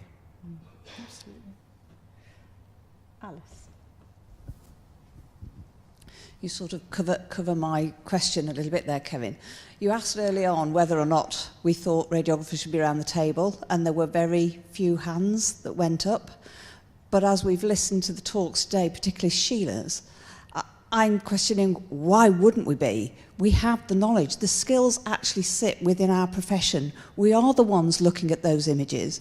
When you hear Sheila talking about her collaboration with her diagnostic colleagues and developing her knowledge and skills to improve her positioning technique and outcomes for patients, if we embrace artificial intelligence, how much better can we get at that? When do we start not talking in millimetres, but in 0.000 millimetres for our accuracy, and that's where artificial intelligence can make a real difference. But we need to be at that table because we are the ones with the skills and knowledge on how we acquire those images. Not necessarily the interpretation of them, although I think that is an additional skill set that we also bring to the table, that actually probably we are the only profession that knows it end to end. And I think that actually we're missing an opportunity if we don't get to that table pretty darn quick. I agree. So how many in the room know about the 5 imaging networks that there are in England which have government funding to look at artificial intelligence? And they're not just associated with one trust. There's quite a number of trusts grouped around these different 5 networks. Do any of you know about this? I can see a nod from Fiona there. Excellent. I'd expect you to know. But clearly, there's then an opportunity. These were announced, I think, at the back end of last year. And one of them I know is based at Guy's, Thomas and King's, a huge piece of work involving quite a number of different hospital trusts beyond that as well, and across the UK. So I think there's an opportunity there that we need to capture, and we need to be at that table to try and engage with that. Certainly, I think the Royal College of Radiologists are there, and we must make some inroads there. So I think there's something about us sharing that information again more widely with the community. Fiona, do you know anything more about, have you had any engagement from your sort of stakeholder position with these networks? Could you thank you. Sorry, I'm putting you on the spot a bit. I hope you don't mind. Just trying to think what I can say and what I can't say. Very early stages. There's 5 centres of excellence that are, like Charlotte said, 2 looking at digital pathology, 2 looking at AI in imaging, and 1 looking at both. So Glasgow's looking at both. The Guy's, Thomas's, King's collaboration, and Oxford is the other imaging one. And they've been given some money to work with industry, so it's through the Office of Life Science. It's part of the industrial strategy, and a combination with Innovate UK and the BAES, and I can't never remember what it stands for. What was the Department of Industry, but it's called something else now. And they're looking at how that's developed, and the intention is therefore to put the imaging infrastructure in place so that AI can be spread rapidly across networks. There is some more money ring-fenced that we're in the process of making the business case to draw it down from Treasury at the moment, and we're doing an options appraisal about what we should do with that additional money, and that is specifically for artificial intelligence and imaging and pathology. So watch this space. Hopefully we have to make the business case to get the money from Treasury, but it is sitting at Treasury at the moment. And do you see opportunity within that? You might not be able to say, obviously, for our profession to be able to engage with that, because I think we're at a high level here, if we can. I'm sure we'll be engaging through the SCOR and the RCR. Fantastic. To be honest, I've come quite late to the party on this one. It's the new money that's just been ring-fenced that myself and my pathology colleague are becoming involved in. So there's been lots of emails flying backwards and forwards between NHS Improvement and the Office of Life Science this week to get the business case outlined into Treasury to get that money. So that sounds like an excellent opportunity for us. It is brand new, hot off the press, and don't quote Fantastic. me. Don't tell anyone. Tweet it. Foddy, did you have a question? Yeah, I had a question for Dawn actually, because it is AI related. I think a lot of the progression we're seeing in AI here is certainly a lot of talk is around breast screening and first read, second read. I'd be quite keen to get your thoughts, Dawn, on someone who works in that so closely in that part of our profession, whether you feel like that is a threat to you in some way, or how you can potentially see it as actually an enabler, particularly around this idea around the fact that we do need to double read in mammography, in screening. I don't see it as a threat. I mean, in the breast world, there's also already something called CAD, computer-aided detection, which we use, or some places use it more abroad than what we do in this country. So I don't think it would be a threat to be able to use the equivalent of AI in breast. I think it would take a lot of work to see, because with the breast world, you need to be able to notice the normal variants. And with the breast, I mean, there's so much that the computer or the AI would have to recognise.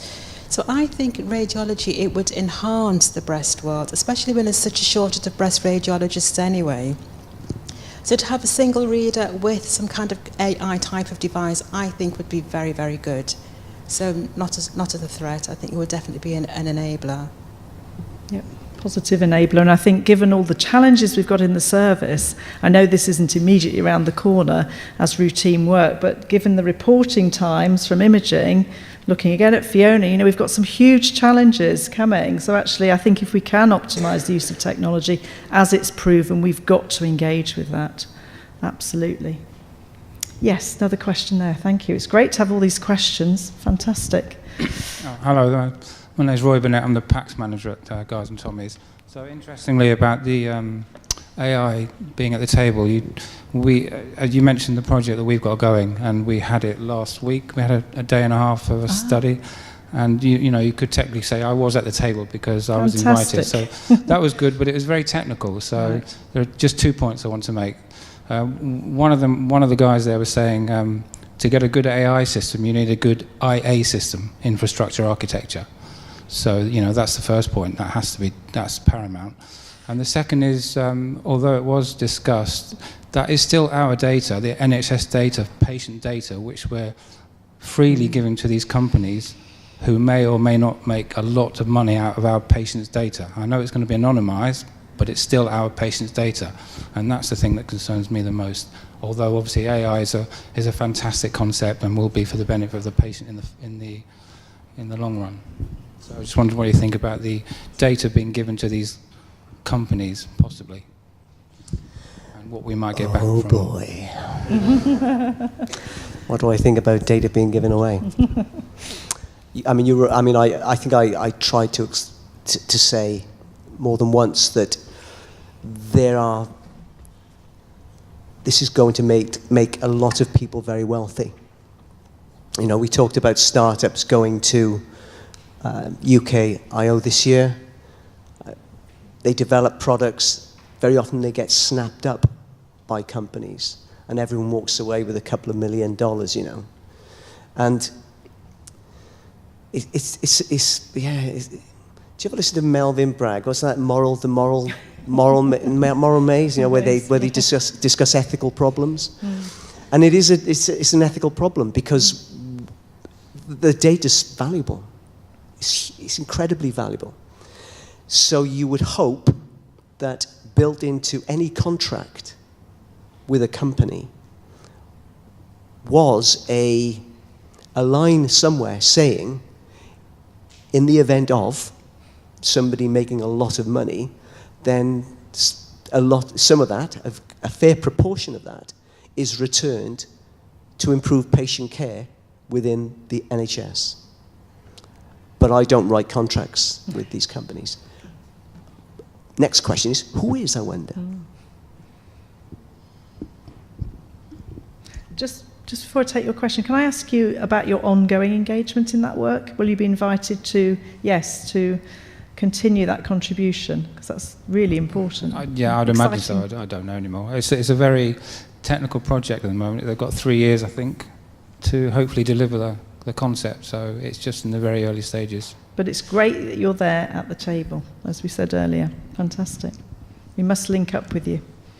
Yes, thank you. I'm Cheryl Davis. I'm one of the reporting radiographers at West Sussex Hospital Trust. Mine kind of encompasses your issue with your band 5s as well, because I mean, although I can use a computer, my data entry knowledge is pretty much good quality data in is good quality data out. Therefore, if our radiographers are not producing good quality images as the skill set that we've all been trained for, then the AI is not going to be able to utilise anything we put into it. So actually, we're very fundamental to this, and I can't understand why we haven't been invited to the table to ensure that we are conforming to Kitty Clark's standard practice and this is how you're going to do your images, because if you're not doing your images properly and they're not utilising the equipment properly to give you good exposures, good collimation, then everything we provide that computer is really going to be rubbish. I mean, it's a really, really good point. And I know that some of the work that's been happening in Cambridge, there has been that dialogue and that interface with the professionals, particularly, I think in one area, it might have been related to breast, can't recall. But they were very keen to engage with the radiographers to ensure that image quality was appropriate, correct, and of the highest standard so that it informs those algorithms and that development. It's a really good point. Yeah. Sorry, yes, thank you. Hi, I'm Harry Smith from King's College Hospital in London. It's a question about AI and about embracing AI. We've got a Secretary of State for Health who's very publicly pro-IT in healthcare. I'm just wondering, as our bodies of the Society College of Radiographers and the Royal College of Radiologists, what's their efforts to sort of have dialogue with central government about this and capitalise on the fact that we do currently have a Secretary of State for Health who's very pro this?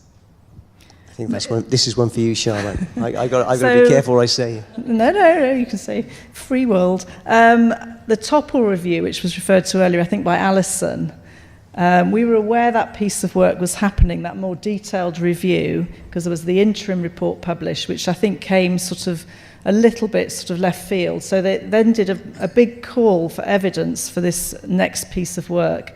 We tried to get to the table, I think, like a lot of different professionals, but we submitted quite a lot of evidence on the behalf of memberships, both in relation to the implications of technology across all of the pathway, not just artificial intelligence in terms of image reporting, but in terms of every other aspect of patient management. Comprehensive review on diagnostic and therapeutic. So I'm really interested today. I haven't had opportunity to review the report yet to see what's within that. We've also been trying to encourage Eric Topple to be at our National Radiology Managers Conference, but he's a very highly sought after man, I think, who gave his time, as I understand, free to the NHS, supposedly. So we are really actively trying to engage and find those opportunities, and so it's really great to hear from members here who are at the table.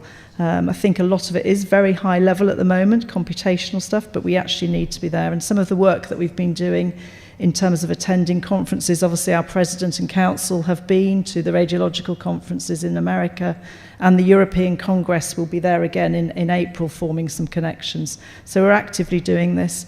I will also, as an action from this meeting, take it to the Clinical Imaging Board, which is where we work really closely with the Royal College of Radiologists and the physicists, who are also a really important partner in this work. So absolutely, I think it's a good point you raise. We continue to lobby. Foddy? Oh, one more. One more till the next one.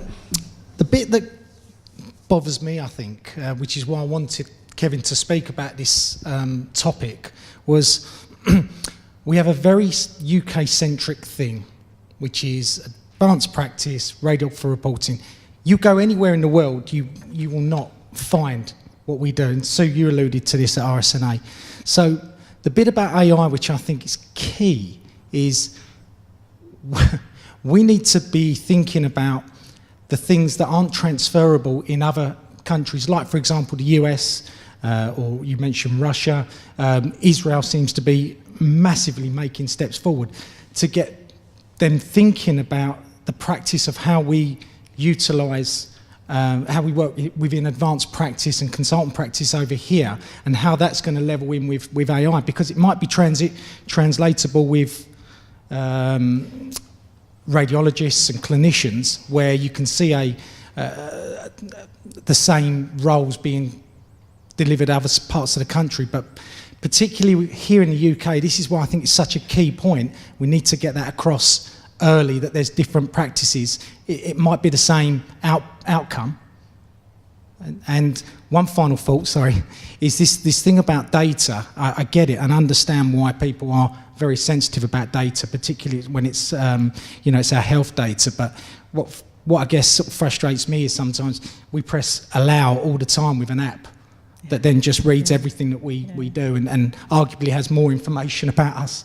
And I think it's the PR around data that we need to be, and how we're going to share that data. It's the PR on that I think is key, because otherwise it naturally worries people. It's my last point, sorry. Question for you now. Who owns the radiology data?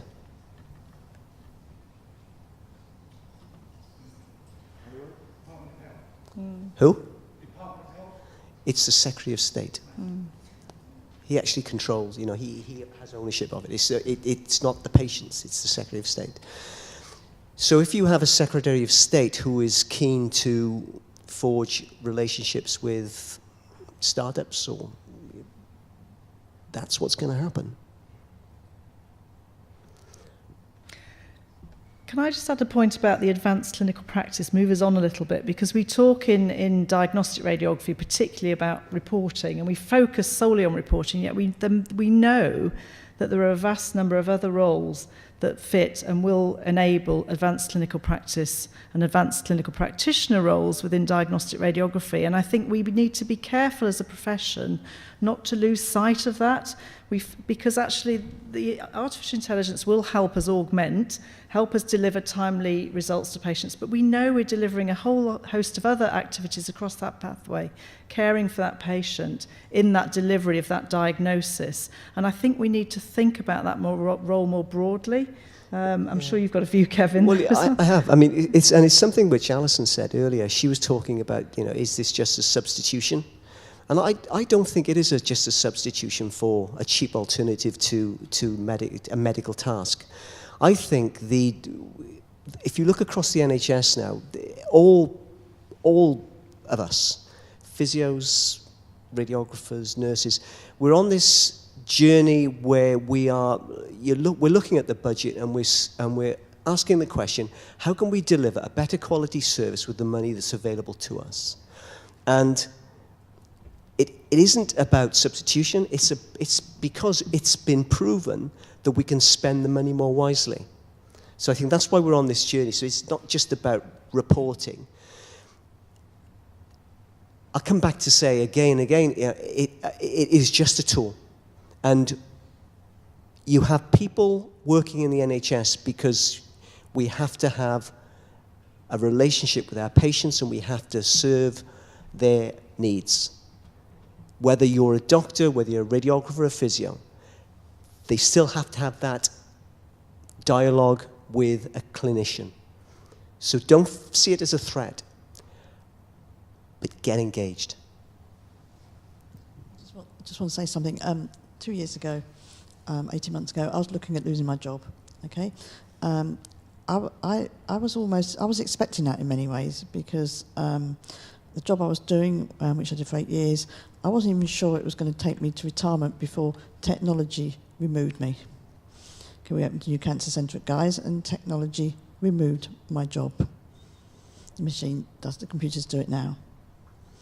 And now I've got the best job that I could have ever dreamt of in the world.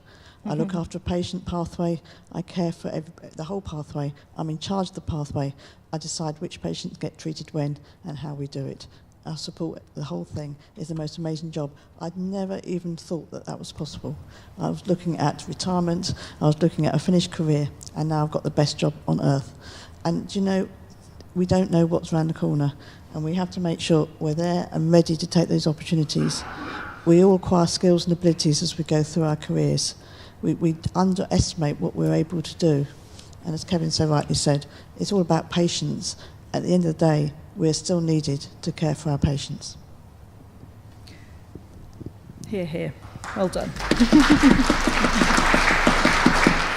Absolutely, and it's sort of reconfiguring and looking for those opportunities, using your unique skills, but actually applying them in a different way for patient care. And I think the same is true and can be true in diagnostic radiography, particularly as we approach, more timely giving of the diagnosis, management of the pathway, moving patients on in their pathway. And we've got examples of that, of consultant practitioners working in this country exactly doing that, assessing patients, taking the imaging, reviewing, moving patients on and supporting their care. And I think that's where we need to be thinking. I've got a question for Alison, though, because we obviously are really involved in a lot of workforce planning and trying to influence everything with government and policymakers, and you rightly talked about your approach to workforce planning. How are you influencing government, Alison? Because we're still really on the numbers, and we still can't even get the numbers registered appropriately with the HCPC between diagnostic and therapeutic. So that's even looking at the supply side, which we need to move away from. So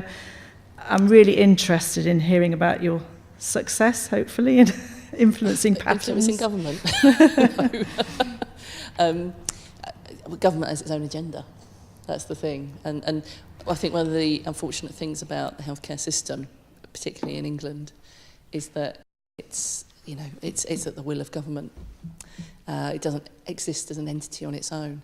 So being able to influence and lobby is actually really important. And I think your things like the submissions to TOPOL is really important. The biggest thing I think I've seen in and one of the things that I try to do, particularly with policymakers, is there's a guy called Eric Holnager who does a lot of work on safety. He talks about the work as imagined versus the work as done. So we take the time to go out and find how the work is done, whereas a lot of policymakers will look at the work as imagined. They will think they know what you do and make decisions about how many of you there should be, what advanced practice looks like, and your future. So it's really bringing it back to the work as done and trying to help people at all levels in all organisations, and whether that's the board, a trust board, or it's policymakers, it's about helping them understand the work as done and the importance of the work as done as it relates to outcomes. So being clear about what outcomes you achieve is also really important. Different professions use different scripts and they have different kinds. So the thing about jurisdiction is the important thing. Being able to articulate that, and actually as a Band 5 you should be able to articulate that. Why is my job important? Because someone will one day ask you. It will come. Or whether you're running an entire service. So what I'm hearing now is that end-to-end stuff. Now I'm hearing, next time anyone asks me about radiography, I'm thinking, well, they see the whole thing. That's an important message. I didn't know that before I came here tonight. So it's about being influenced at every level and taking every opportunity to tell people what you do and why it's important. Thank you.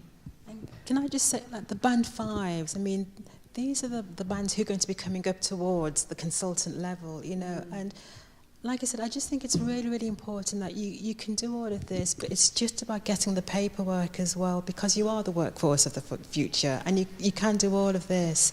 So Band 5's fantastic, but you can do more as well, definitely. Be accountable for the level that you were at and aim to go further as well. You can definitely do that. Any other questions from the floor? Because I have one more question, which is an exam question from me, really, to help me with a presentation that I'm going to deliver soon, which is about the future of the profession in 40 years. So I'd perhaps ask each of the panel members to give a sort of short viewpoint on our profession in 40 years. What do you think it will look like? What do you think we'll be doing? Shall I start with Sheila? Because you looked back about 30-something years, didn't you? 40 years. I did do 40 years. I can't believe I'm that old. I think things change far faster than they used to. When I think about when I qualified and what we do now, it's awesome. I think in 40 years' time, I'd like to see, we'll be more involved in patient pathways. I think there'll be more jobs like mine. Where we follow a pathway through. We use our expertise and knowledge from when we've done the frontline stuff, and we move up and we support that patient journey, and we walk that journey with patients, and we'll be able to call on all aspects of experience. So, you know, the therapeutic radiographer will be calling on the knowledge that they've acquired through diagnostic imaging and things. The diagnostic radiographer will be using that knowledge to support the patients. You see patients before they're diagnosed. Wouldn't it be great for you to walk that journey with them and see it to the other end, whether it's cancer, whether it's cardiac? You know, we have wealth of skills and opportunities that we're better than any other professional group at doing, and we need to develop those skills. Great. I like walk that journey. I think that's good. Yes, I'd like to agree with Sheila. I think we need to get more involved in the patient's pathways, particularly in diagnostic. We tend to see people once or twice.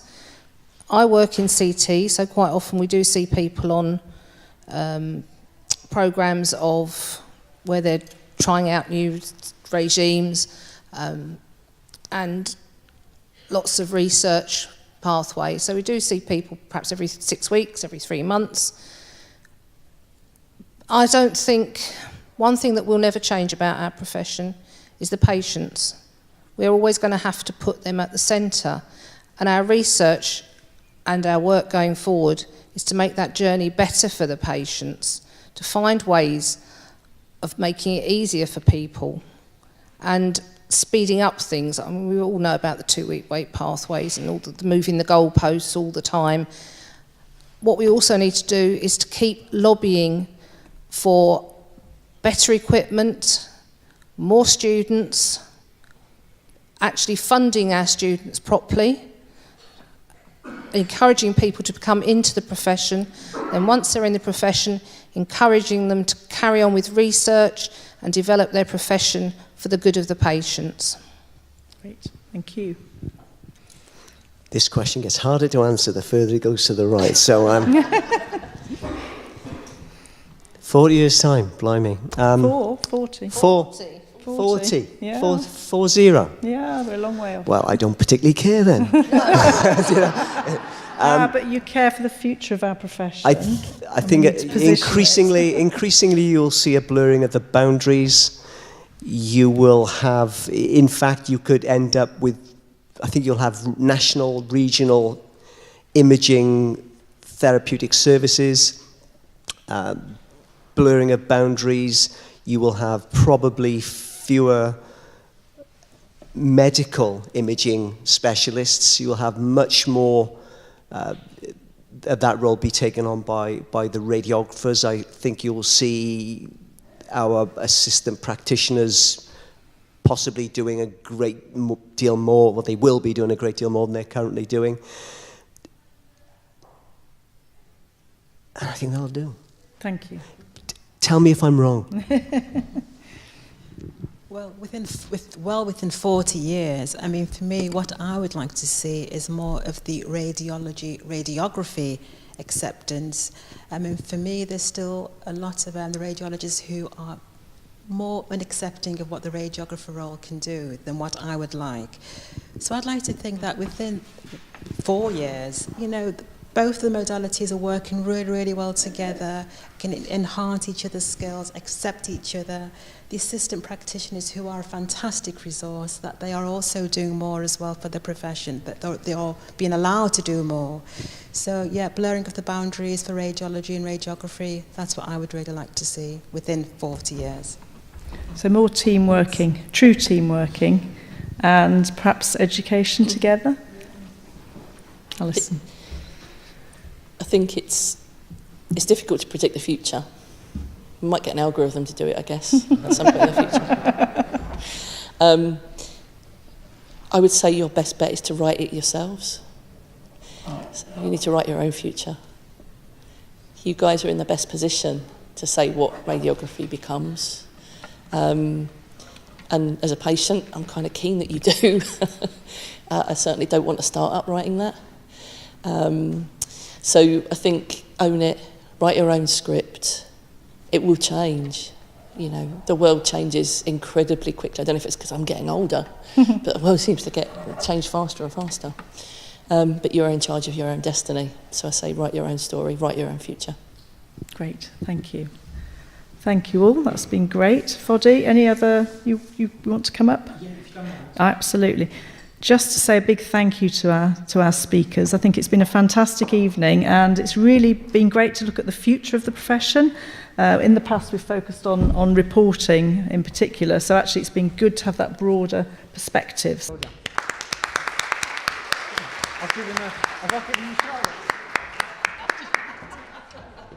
Well done. Yeah, very good.